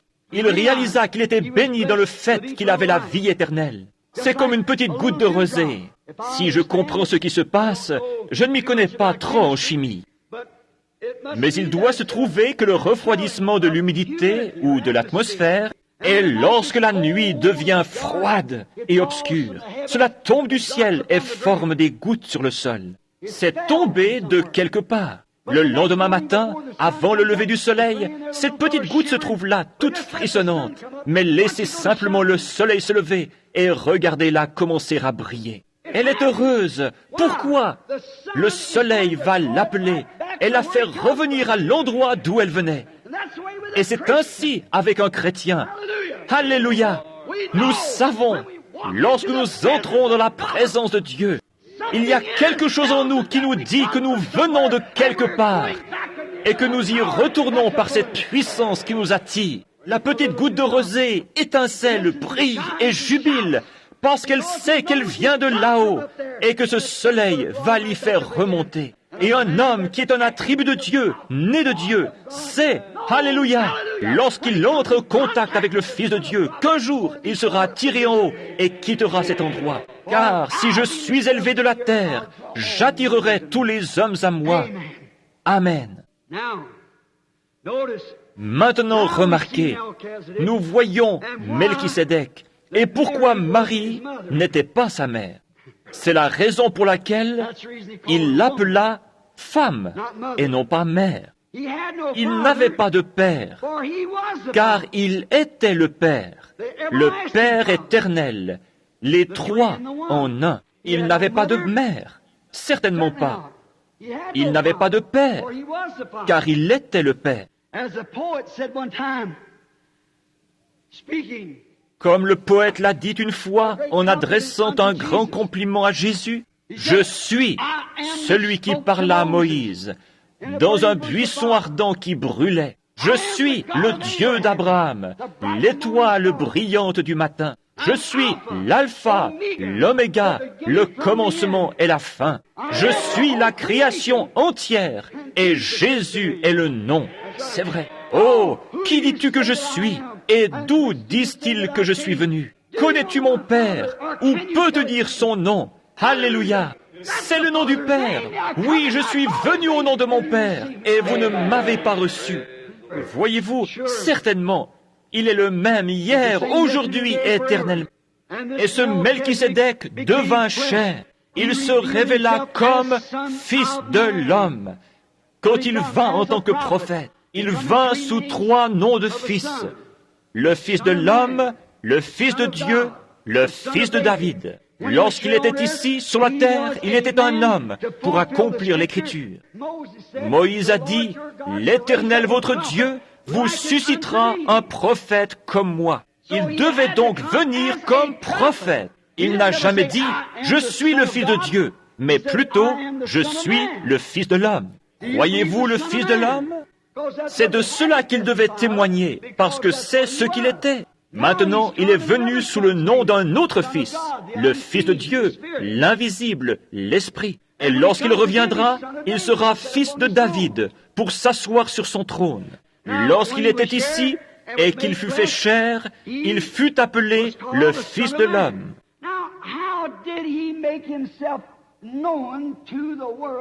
Or, comment se fit-il connaître au monde en tant que Fils de l'homme, le prophète? Un jour, je racontais l'histoire de Pierre et d'André son frère. Ils étaient pêcheurs, et leur père, Jonas, était un grand et vieux croyant. On dit qu'un jour, il s'assit sur le bord du bateau et leur dit, « Mes fils, vous savez comment nous avons prié lorsque nous avions besoin de poissons. C'étaient des pêcheurs de métier. » Il dit, « Nous avons fait confiance à Dieu, Jéhovah, pour vivre. Je deviens vieux maintenant. Je ne peux pas rester beaucoup plus longtemps avec vous, mes garçons. J'ai toujours, avec tous les véritables croyants, attendu le temps où ce Messie viendrait. Nous en avons eu toutes sortes de faux, mais il en viendra un véritable un jour. » Et il ajouta, « Lorsque ce Messie viendra, je ne veux pas que vous soyez trompés, mes garçons. Ce Messie ne sera pas un simple théologien, il sera un prophète. Car notre prophète Moïse, que nous suivons, a dit, « Or n'importe quel juif croira son prophète. » On lui a enseigné de savoir cela. Si le prophète dit quelque chose qui est juste, alors c'est la vérité. Car Dieu a dit, « S'il y en a un parmi vous qui soit spirituel ou un prophète, moi, l'Éternel, je me ferai connaître à lui. Et si ce qu'il dit arrive, alors écoutez-le et craignez-le. Mais si cela n'arrive pas, alors ne le craignez aucunement. » Voyez-vous, c'était donc la confirmation du prophète. Ainsi, Moïse était vraiment un prophète confirmé. Et il déclara, « L'Éternel votre Dieu vous suscitera du milieu de vous, d'entre vos frères, un prophète comme moi. Et tous ceux qui ne l'écouteront pas seront exterminés du milieu du peuple. » Il dit encore, « Maintenant, mes enfants, souvenez-vous qu'en tant qu'Hébreux, nous croyons les prophètes de Dieu confirmés. Maintenant, écoutez attentivement. Ne le manquez pas. » Et il ajouta, « Lorsque le Messie viendra, vous le reconnaîtrez, car il sera un Messie prophète. » Cela fait 400 ans depuis Malachie que nous n'avons pas eu de prophète, mais il en sera un. Un jour, quelques années après sa mort, son fils André se promenait sur la rive. Et il entendit un homme sauvage qui sortait du désert en disant, « Ce Messie se tient au milieu de vous en ce moment. » Ce grand aigle qui était apparu dans le désert et qui s'était envolé jusque-là dit, « Le Messie est au milieu de vous en ce moment même. Nous ne le connaissons pas encore, mais il se tient au milieu de vous. Je le reconnaîtrai parce que je verrai un signe descendre du ciel. » Un jour, il déclara, « Voici l'agneau de Dieu qui ôte le péché du monde. » Cet homme s'en alla trouver son frère et lui dit, « Simon, je veux que tu viennes là-bas. Nous avons maintenant trouvé le Messie. » Oh, André, tu sais mieux que ça. Je sais, mais cet homme est différent. Où est-il? D'où est-il venu? Jésus de Nazareth. Cette méchante petite ville? Oh, il ne pourrait pas venir d'un endroit méchant et sale comme celui-là. Viens seulement voir. Un jour, finalement, il le persuada de venir. Lorsqu'il arriva devant ce Messie, Jésus, qui se tenait là, en train de parler aux gens, lui dit, « Ton nom est Simon, et tu es le fils de Jonas. » Cela fit son effet. Il reçut les clés du royaume. Pourquoi? Il savait que cet homme ne le connaissait pas. Et comment le connaissait-il, lui, et ce vieux père pieux qui lui avait enseigné de quelle façon croire le Messie? Il y avait un homme qui se tenait là, appelé Philippe. Oh, il devint très excité. Il connaissait un autre homme avec qui il avait étudié la Bible. Il s'en alla de l'autre côté de la colline et le trouva là, dans son oliveraie. Il était agenouillé, en train de prier. Ils avaient eu ensemble beaucoup de leçons de la Bible. Il arriva donc là-bas et lui dit, après qu'il eut terminé de prier, « Viens voir qui nous avons trouvé, Jésus de Nazareth, le fils de Joseph. C'est lui, le Messie que nous attendons. » Je peux entendre Nathanaël dire, « Philippe, tu n'es pas parti dans la mauvaise voie, n'est-ce pas? » Oh, non, certes non. Maintenant, laisse-moi te raconter. Tu sais que nous avons étudié la Bible ensemble. Et qu'est-ce que le prophète a dit que le Messie serait? Un prophète. Tu te souviens de ce vieux pêcheur appelé Simon, chez qui tu as acheté du poisson et qui n'avait pas suffisamment d'instructions pour pouvoir écrire son nom? Oui, bien sûr. Il est arrivé là-bas et tu sais quoi? Ce Jésus de Nazareth lui a dit qu'il s'appelait Simon, a changé son nom en celui de Pierre et lui a dit qui était son papa. Eh bien, il dit, je me demande, quelque chose de bon pourrait-il sortir de Nazareth? Il lui dit, ne parlons pas de cela, viens seulement voir. C'est une bonne idée, viens voir. Voici donc Philippe qui vient avec Nathanaël. Jésus se tenait probablement là en train de parler et de prier pour les malades dans la ligne de prière. Lorsqu'il arriva à l'endroit où Jésus se trouvait, Jésus le regarda et dit, « Voici un Israélite dans lequel il n'y a point de fraude. » Maintenant vous dites, eh bien, c'est par la manière dont il était habillé. Oh non, tous les orientaux s'habillaient de la même façon. Il aurait pu être un Syrien ou n'importe quoi d'autre, une barbe, un vêtement. Il dit, voici un Israélite dans lequel il n'y a point de fraude. En d'autres termes, un homme honnête et sincère. Eh bien, cela dégonfla un peu Nathanaël, qui lui dit alors, Rabbi, ce qui signifie maître, Rabbi, d'où me connais-tu? Comment savais-tu que j'étais juif? Comment savais-tu que j'étais honnête, que je n'avais pas de fraude? Il lui répondit, avant que Philippe t'appelât, quand tu étais sous l'arbre, je t'ai vu. 20 kilomètres plus loin, le jour précédent, à l'autre bout du pays. Qu'a-t-il dit? Rabbi, tu es le Fils de Dieu, tu es le roi d'Israël. Mais il y avait là ces prêtres prétentieux, guindés, qui disaient, cet homme est Belzébul, un diseur de bonne aventure. Jésus leur dit, je vous pardonne pour cela. Maintenant, souvenez-vous qu'ils ne le dirent jamais à haute voix, mais qu'ils le dirent dans leur cœur. Et il connut leurs pensées. C'est vrai. C'est ce que la Bible dit. Appelez ça de la télépathie si vous voulez, mais il connut leurs pensées. Et il dit, je vous pardonne pour cela. Mais un jour, le Saint-Esprit viendra et fera cette même chose après son départ. Si vous dites un mot contre lui, il ne vous sera jamais pardonné, ni dans ce monde, ni dans celui à venir. Est-ce juste? Or, c'étaient des Juifs. Un jour, il dut aller en Samarie.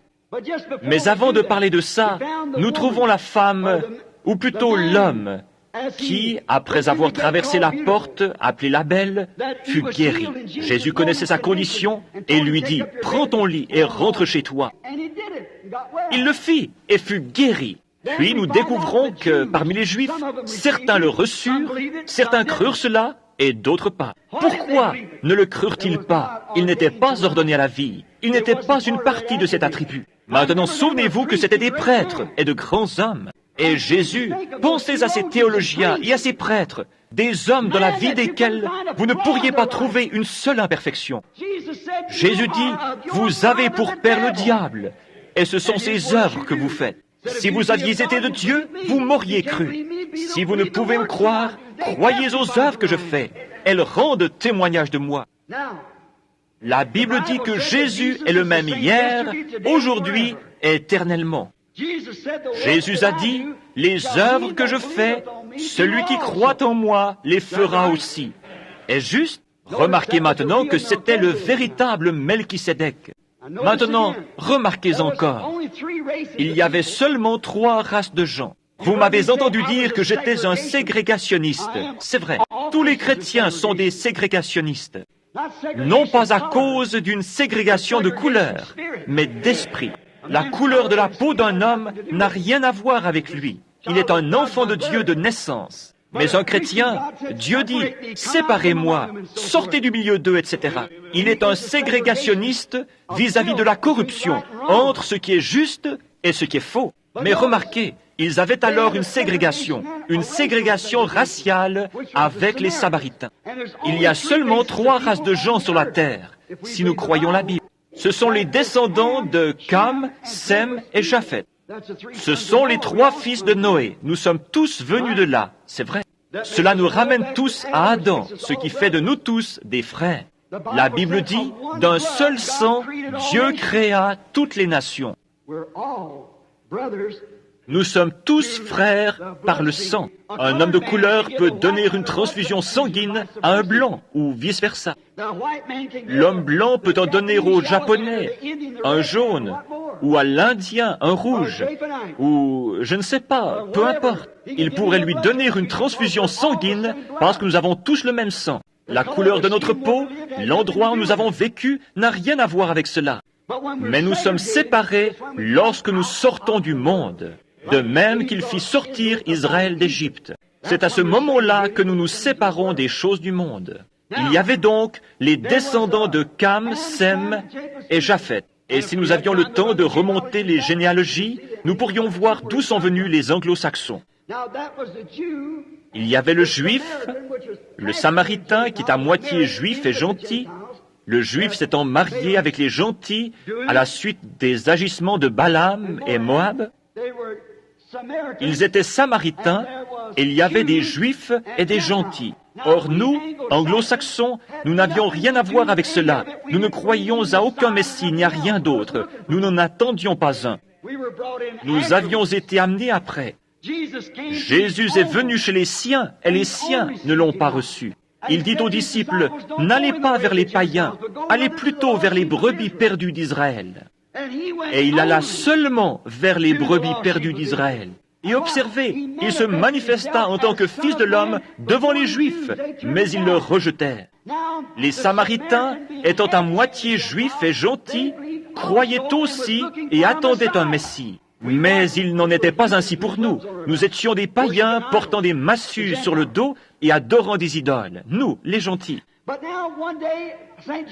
Mais un jour, Jean 4, il dut passer par la Samarie en allant à Jéricho. Il fit donc le tour par la Samarie. Pendant qu'il s'y rendait, il s'arrêta et s'assit sur le bord du puits d'une ville nommée Sichar. Et le puits, si vous y êtes déjà allé, forme une petite esplanade, à peu près comme ceci. Il y a là une source publique où tous viennent. Les femmes viennent le matin, prennent leur pot d'eau, mettent un sur la tête et un sur chaque hanche, et marchent avec ça en se tenant tout ce qu'il y a de plus droite, sans jamais renverser une goutte, tout en se parlant l'une à l'autre. Ainsi les gens viennent là. C'était donc environ 11 heures du matin. Et l'on envoya ses disciples dans la ville pour acheter des victuailles, de la nourriture. Et alors qu'ils étaient partis, il vint là une femme de mauvaise réputation. Nous l'appellerions aujourd'hui une prostituée. Elle avait trop de maris. Ainsi, alors que Jésus était assis là, cette femme sortit vers les 11 heures. Voyez-vous, elle ne pouvait pas venir avec les vierges lorsque celles-ci venaient le matin chercher leur eau de lavage. Elle devait attendre jusqu'à ce que toutes, elles ne se mélangeaient pas comme elles le font maintenant. Elle était marquée. Elle est donc sortie pour aller chercher de l'eau. Elle prit simplement la vieille chaîne, crocha le récipient et commença à le laisser descendre. Elle entendit alors quelqu'un dire, « Femme, apporte-moi à boire. » Maintenant, souvenez-vous, c'est Melchisédek. C'est Jésus hier, le Fils de l'homme. Elle regarda autour d'elle et vit un Juif. Elle dit alors, « Monsieur, il n'est pas convenable qu'un Juif demande quoi que ce soit à un Samaritain. Je suis une femme de Samarie, vous avez donc parlé d'une façon déplacée. Vous n'auriez pas dû me demander une telle chose. Nous ne traitons pas les uns avec les autres. » Il lui dit, « Mais si tu savais qui est celui qui t'a parlé, tu m'aurais toi-même demandé à boire. » Elle dit, « Comment vas-tu la puiser? Le puits est profond et tu n'as rien pour le faire. » Il lui répondit, « L'eau que je donne, c'est de l'eau de vie, jaillissant jusque dans la vie éternelle. » Il lui parla jusqu'à ce qu'il ait trouvé quelle était sa condition. Il dit alors, « Observez maintenant ce qu'il lui dit. Va chercher ton mari et viens ici. » Elle dit, « Je n'ai pas de mari. » Il lui dit, « Tu as dit la vérité, car tu en as eu 5, et celui avec lequel tu vis maintenant n'est pas ton mari. Donc en ceci, tu as dit la vérité. » Remarquez la différence entre cette femme et cette bande de prêtres. Elle en savait davantage à propos de Dieu que tous ces prêtres mis ensemble. Elle dit, « Seigneur, je vois que tu es un prophète. » Elle ajouta, « Nous n'en avons pas eu un depuis 400 ans. » Cependant, nous savons que le Messie va venir, et lorsqu'il sera là, c'est ce qu'il fera. C'était le signe du Messie, car il était le Fils de l'homme. Elle dit, c'est ce qu'il fera lorsqu'il viendra. Tu dois être son prophète. Il lui dit, je le suis. Personne d'autre ne pouvait dire cela. Elle laissa tomber cette cruche d'eau et courut jusqu'à la ville en disant, « Venez voir un homme qui m'a dit ce que j'ai fait. Ne serait-ce point le Messie lui-même » Maintenant, souvenez-vous, il a promis de faire cette même chose à la fin du temps des gentils. Les Juifs avaient eu 4000 ans pour attendre ce Messie. 4000 ans d'enseignement disant qu'il allait venir et ce qu'il ferait lorsqu'il serait là. Et ils manquèrent de le voir, ils manquèrent de le reconnaître. Et lorsqu'il se fit connaître conformément aux termes bibliques, il avait été une théophanie et devint ensuite chair et habita parmi eux. Ils manquèrent de le voir et appelèrent ses œuvres les œuvres du diable. Maintenant, nous avons eu 2000 ans d'enseignement, en passant, après les apôtres, par l'Église catholique romaine, puis de l'Église romaine à la grecque, etc., jusqu'à l'âge de Luther, de Wesley, et encore par 900 organisations différentes. Au cours du temps, ils ont eu l'enseignement de tous ces âges. Or, il a promis que, juste avant que la fin des temps arrive, l'image de Sodome et Gomorrhe, ce qui arriva du temps de Sodome, arrivera de même à la fin des temps, où le Fils de l'homme se révélera de nouveau. Encore un peu de temps, et le monde ne me verra plus. Mais vous me verrez, car un pronom personnel, je serai avec vous et même en vous jusqu'à la consommation, la fin du monde. Je serai avec vous. Il est le même hier, aujourd'hui et éternellement. Vous voyez, d'après mon message d'hier soir, que le Samaritain venait d'Agar. Vous voyez, un type perverti. Le Juif venait de Sarah, où était Saraïte. Mais le gentil venait de Marie, la semence royale d'Abraham. Or, il est promis que dans ces derniers jours, ce même Dieu, ce même Christ, reviendrait ici et se révélerait en tant que Fils de l'homme. Pourquoi? Il est le même, hier, aujourd'hui, éternellement. S'il laissait ces Juifs s'en tirer, s'il leur a donné ce signe messianique, Et ensuite, arrivé à la fin des enseignements des gentils, il laissait ceux-ci entrer simplement sur la base de la théologie, il serait injuste. Il doit faire la même chose, parce que la Bible dit dans Hébreux 13:8 qu'il est le même. Et il a annoncé selon sa promesse dans Malachie 4 et dans tous les autres passages de l'Écriture que dans les derniers jours, l'Église serait exactement comme elle l'est aujourd'hui, et le monde également. Regardez le monde aujourd'hui. Regardez la condition sodomite. Regardez les tremblements de terre en différents endroits et les choses qui arrivent.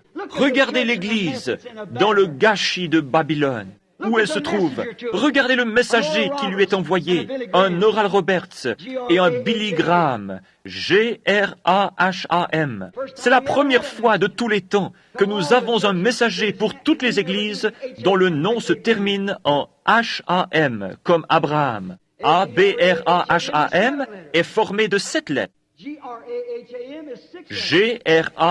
Graham fait 6 lettres. À qui est-il envoyé? Au monde. 6 est un nombre d'hommes. L'homme fut créé le 6e jour, mais 7 est le nombre de Dieu. Maintenant, regardez-les là-bas à Sodome. Il y a leur messager qui leur parle. Mais alors, où est cette semence royale d'Abraham?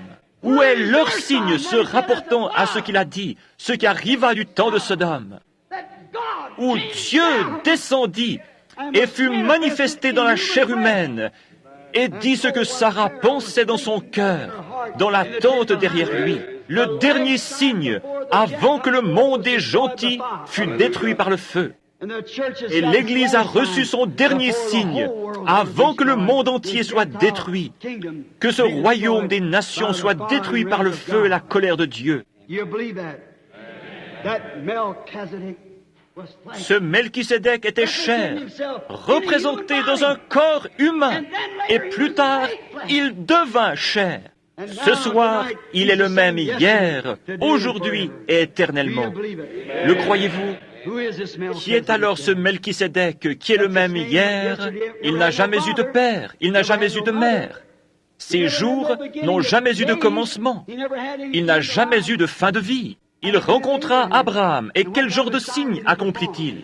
Or, lorsqu'il fut fait chair, il dit que cela devrait se répéter juste avant la fin des temps. Vous le croyez? Je le crois. Prions. Dieu bien-aimé, je crois les Écritures où tu as dit que tu étais le même hier, aujourd'hui et éternellement. Sincèrement, dans mon cœur, Seigneur, je sais que quelque chose est sur le point d'arriver. Je ne peux pas l'identifier exactement. J'ai peur de dire quoi que ce soit, Seigneur. Tu connais le cœur de ton serviteur. Combien de fois, à travers les âges, quand tu envoyais des choses, les gens ne les ont pas saisies. L'homme loue constamment Dieu pour ce qu'il a fait et parle des grandes choses qu'il va faire, mais il ignore ce qu'il est en train de faire. Il en a été ainsi à travers les âges. Pourquoi l'Église romaine a-t-elle failli de voir en Saint Patrick un prophète de Dieu? Pourquoi ont-ils tué Jeanne d'Arc alors qu'elle était une prophétesse et l'ont-ils brûlée comme sorcière? Père, c'est toujours après coup. Tu le caches aux yeux des sages et des intelligents. Ce n'est pas étonnant que tu aies dit à ces prêtres, vous ornez les tombeaux des prophètes et vous êtes ceux qui les y mettez. Après leur départ, ils voient leur faute. Ils te persécutent toujours, Seigneur, en quelque forme que tu viennes. Je te prie ce soir, ô Dieu, de le faire encore juste une fois. Demain, il est prévu que nous allions à Tucson. Nous devons prêcher dans d'autres parties du monde et d'autres villes. Mais Dieu bien-aimé, il y a peut-être des étrangers ici ce soir qui ont entendu prêcher des choses, mais qui ne les ont jamais vues rendues manifestes. Comme je te l'ai demandé au commencement.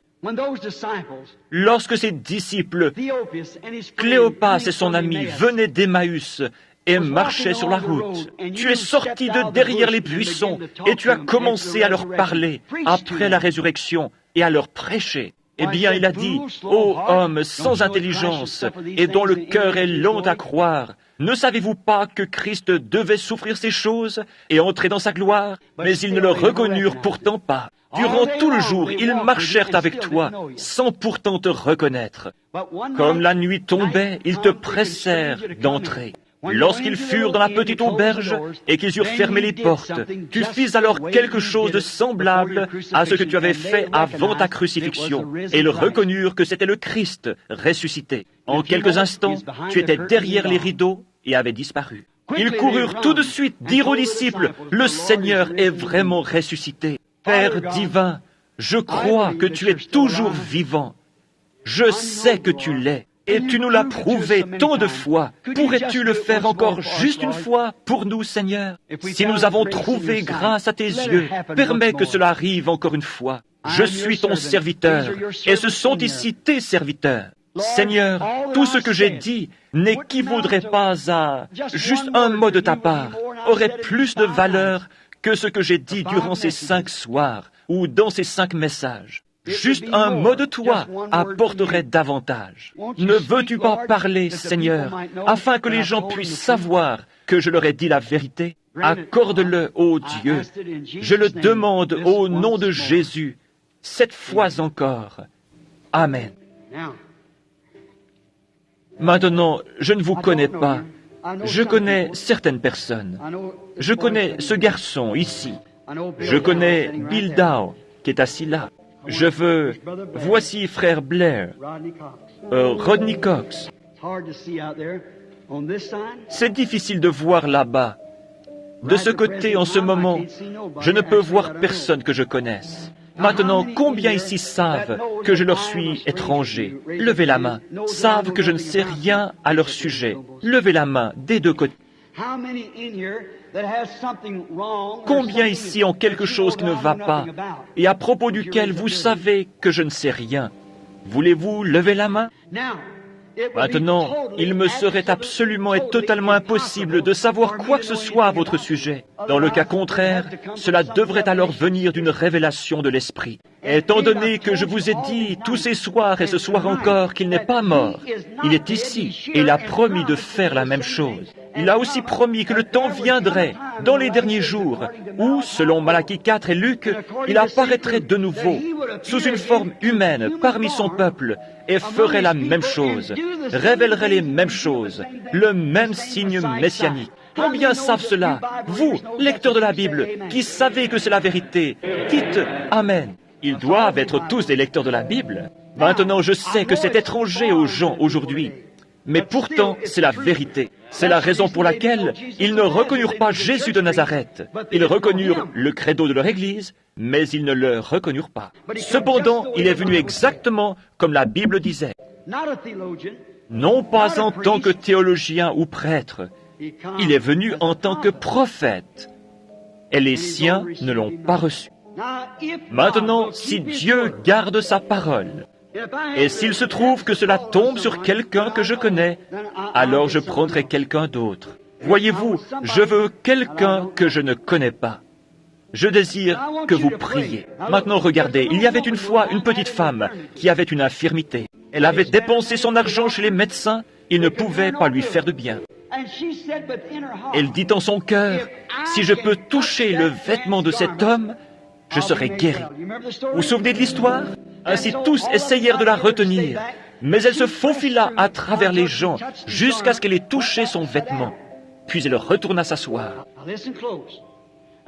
Maintenant, écoutez attentivement. Lorsqu'elle eut fait ça, Jésus se retourna et dit, « Qui m'a touché ?» Bien, l'apôtre Pierre le reprit. Il a peut-être dit quelque chose comme « Seigneur, ne dis pas une telle chose. Les gens croiront qu'il y a quelque chose qui ne va pas chez toi, parce que lorsque tu leur demandes de manger ta chair et de boire ton sang, ils pensent déjà que quelque chose ne va pas. Et tu dis « Qui m'a touché ?» Or, toute la foule te touche. Il répondit « Oui, mais je sens qu'une vertu est sortie de moi. » C'était un toucher différent. Or, tout le monde sait que la vertu, c'est de la force. Je suis devenu faible. Une vertu m'a quitté. Il parcourut l'auditoire des yeux jusqu'à ce qu'il ait découvert la petite femme. et lui parla alors de sa perte de sang.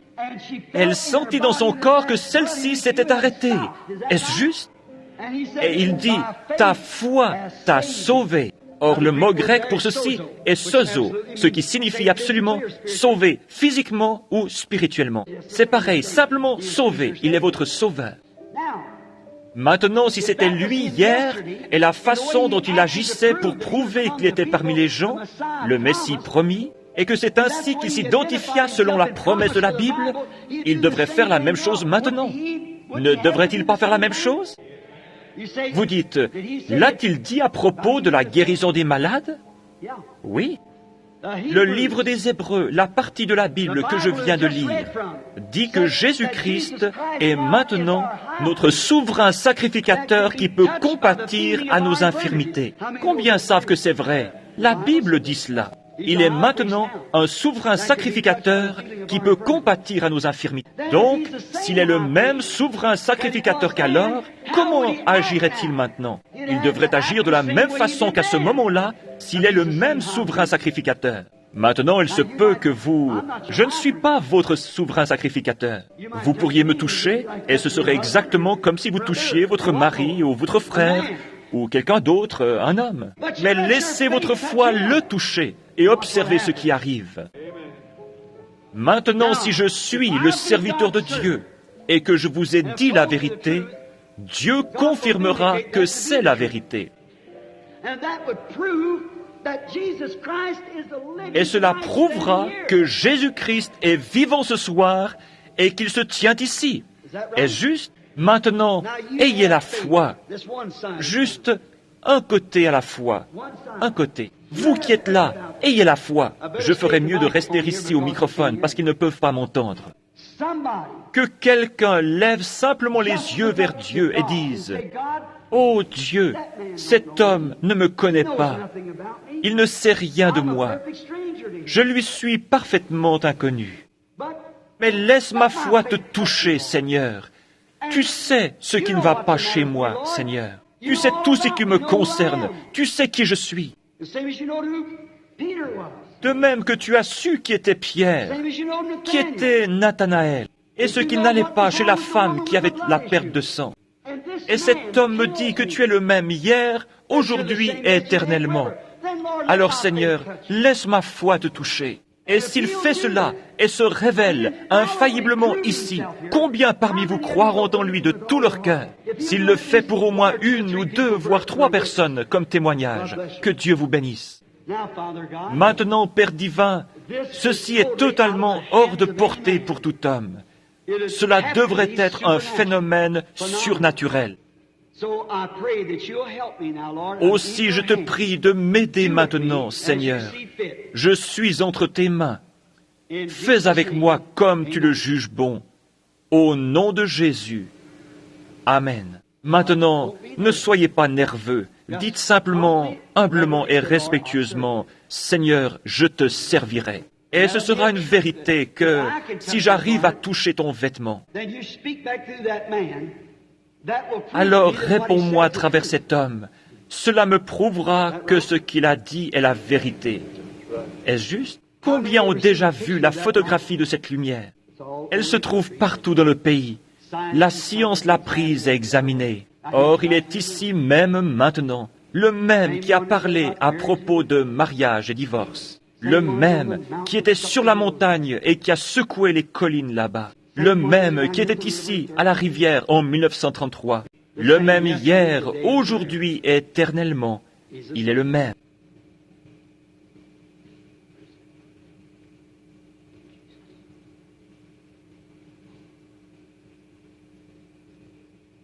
Maintenant, voici une femme.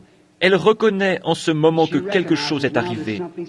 Cette lumière se tient juste au-dessus d'elle. Elle est assise là. Elle porte cette sorte de tricot vert. Je ne connais pas cette femme. Je suppose que nous sommes étrangers l'un à l'autre. C'est vrai. Croyez-vous que Dieu, vous avez besoin de quelque chose, et vous croyez que Dieu peut me révéler quel est votre trouble?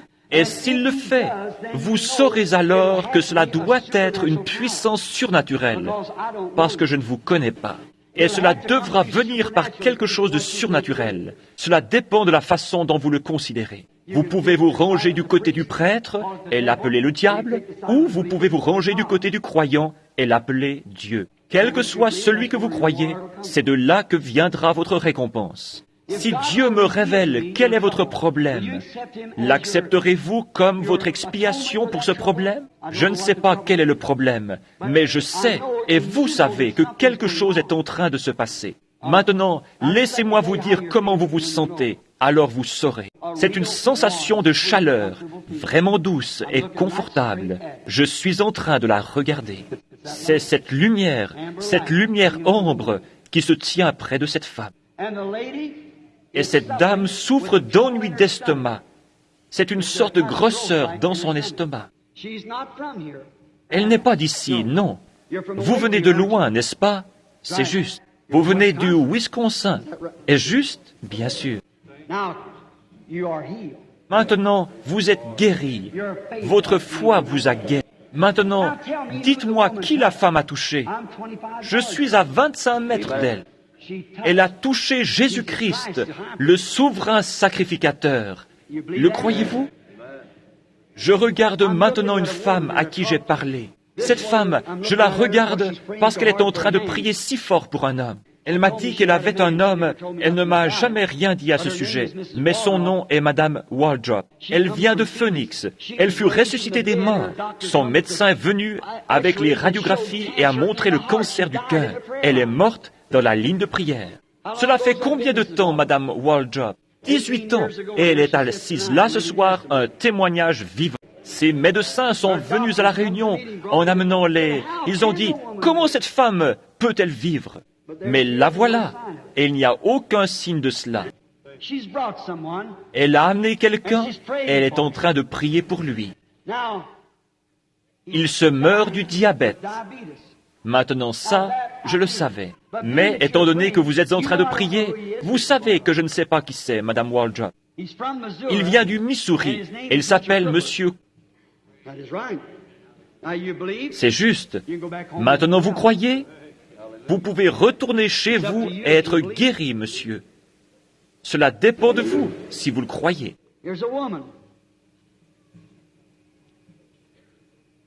Voici une femme. Elle souffre d'asthme. Il y a des complications. Elle n'est pas d'ici. Elle est assise là-bas, dans la foule, là, dans cette direction. J'espère qu'elle comprend. Elle n'est pas d'ici. Elle vient de Géorgie. Mademoiselle McKinney, croyez-vous de tout votre cœur et croyez-vous que Dieu va vous guérir? Levez-vous, si vous m'êtes étrangère et que c'est vrai. Jésus-Christ vous a guéri. Croyez-vous?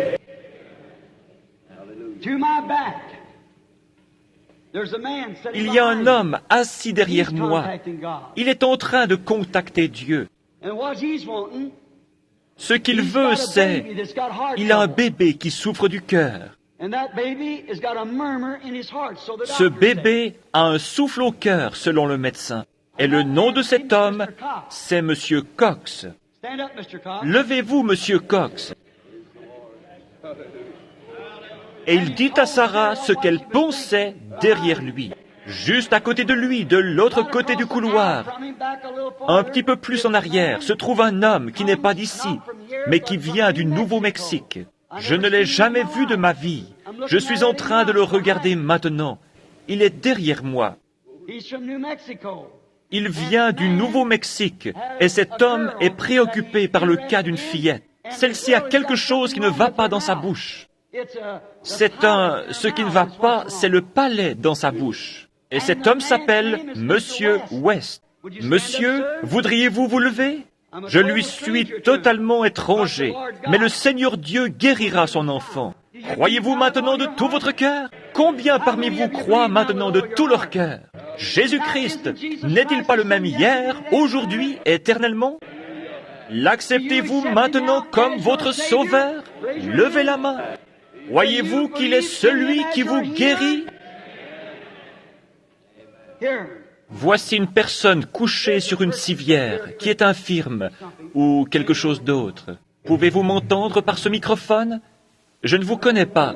Vous êtes simplement une femme couchée là. Si je pouvais vous guérir, je le ferais.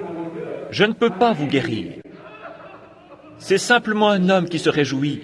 Son enfant a été guéri. Je ne vous connais pas. Vous êtes une femme. Je suis un homme. C'est la première fois de notre vie que nous nous rencontrons, je suppose. C'est l'un de vos enfants qui vous a amené. Franchement, c'est la première fois que vous êtes ici. On vient juste de vous amener ici. Vous venez de loin, vous êtes recouverte par l'ombre de la mort. Vous avez le cancer. Vous n'êtes pas infirme, c'est le cancer. Les médecins ne peuvent plus rien faire pour vous, c'est vrai. Et vous êtes sûr de mourir. Ces médecins ne peuvent plus rien faire pour vous. Il y avait une fois 3 lépreux qui étaient assis à la porte de Samarie. Et ces lépreux dirent, « Eh bien, pourquoi restons-nous assis là jusqu'à notre mort, étant donné que tous les gens de la ville sont en train de mourir de faim et qu'ils mangent les enfants les uns des autres? Si nous allons au camp de l'ennemi, les Syriens, s'ils nous tuent, nous allons de toute façon mourir. Et s'ils nous sauvent, nous vivrons. » Ils tentèrent donc leur chance, et avec cette foi, ils sauvèrent non seulement eux-mêmes, mais le groupe entier. Or, vous allez mourir si vous restez couchés là. Il ne vous est pas demandé d'aller au camp des Syriens, mais vous êtes invités à la maison du Père. Vous vous mourrez du cancer. Vous ne pouvez pas vivre en dehors de Dieu. Vous n'êtes pas de cette ville, vous n'êtes pas de la région ici. Vous venez de loin, vous venez de Milwaukee, c'est vrai. Je vous vois dans la ville, je le sais, c'est juste. Croyez-vous? Accepterez-vous Dieu maintenant comme celui qui vous guérit? Si c'est le cas, peu importe combien vous êtes faible et combien vous êtes cloué au lit, je crois qu'à votre place, je me lèverai au nom de Jésus-Christ, prendrai la civière, rentrerai à la maison et vivrai à la gloire de Dieu. Vous croyez que je suis le prophète de Dieu? Alors levez-vous et allez à la maison, soyez guéris. Ne soyez pas effrayés, levez-vous de cette civière. Dieu vous guérira, voyez-vous? Que quelqu'un la tienne afin qu'il puisse se lever et recevoir de la force. Voyez-vous Dieu? Laissez-la simplement recevoir un peu de force. Elle ira bien.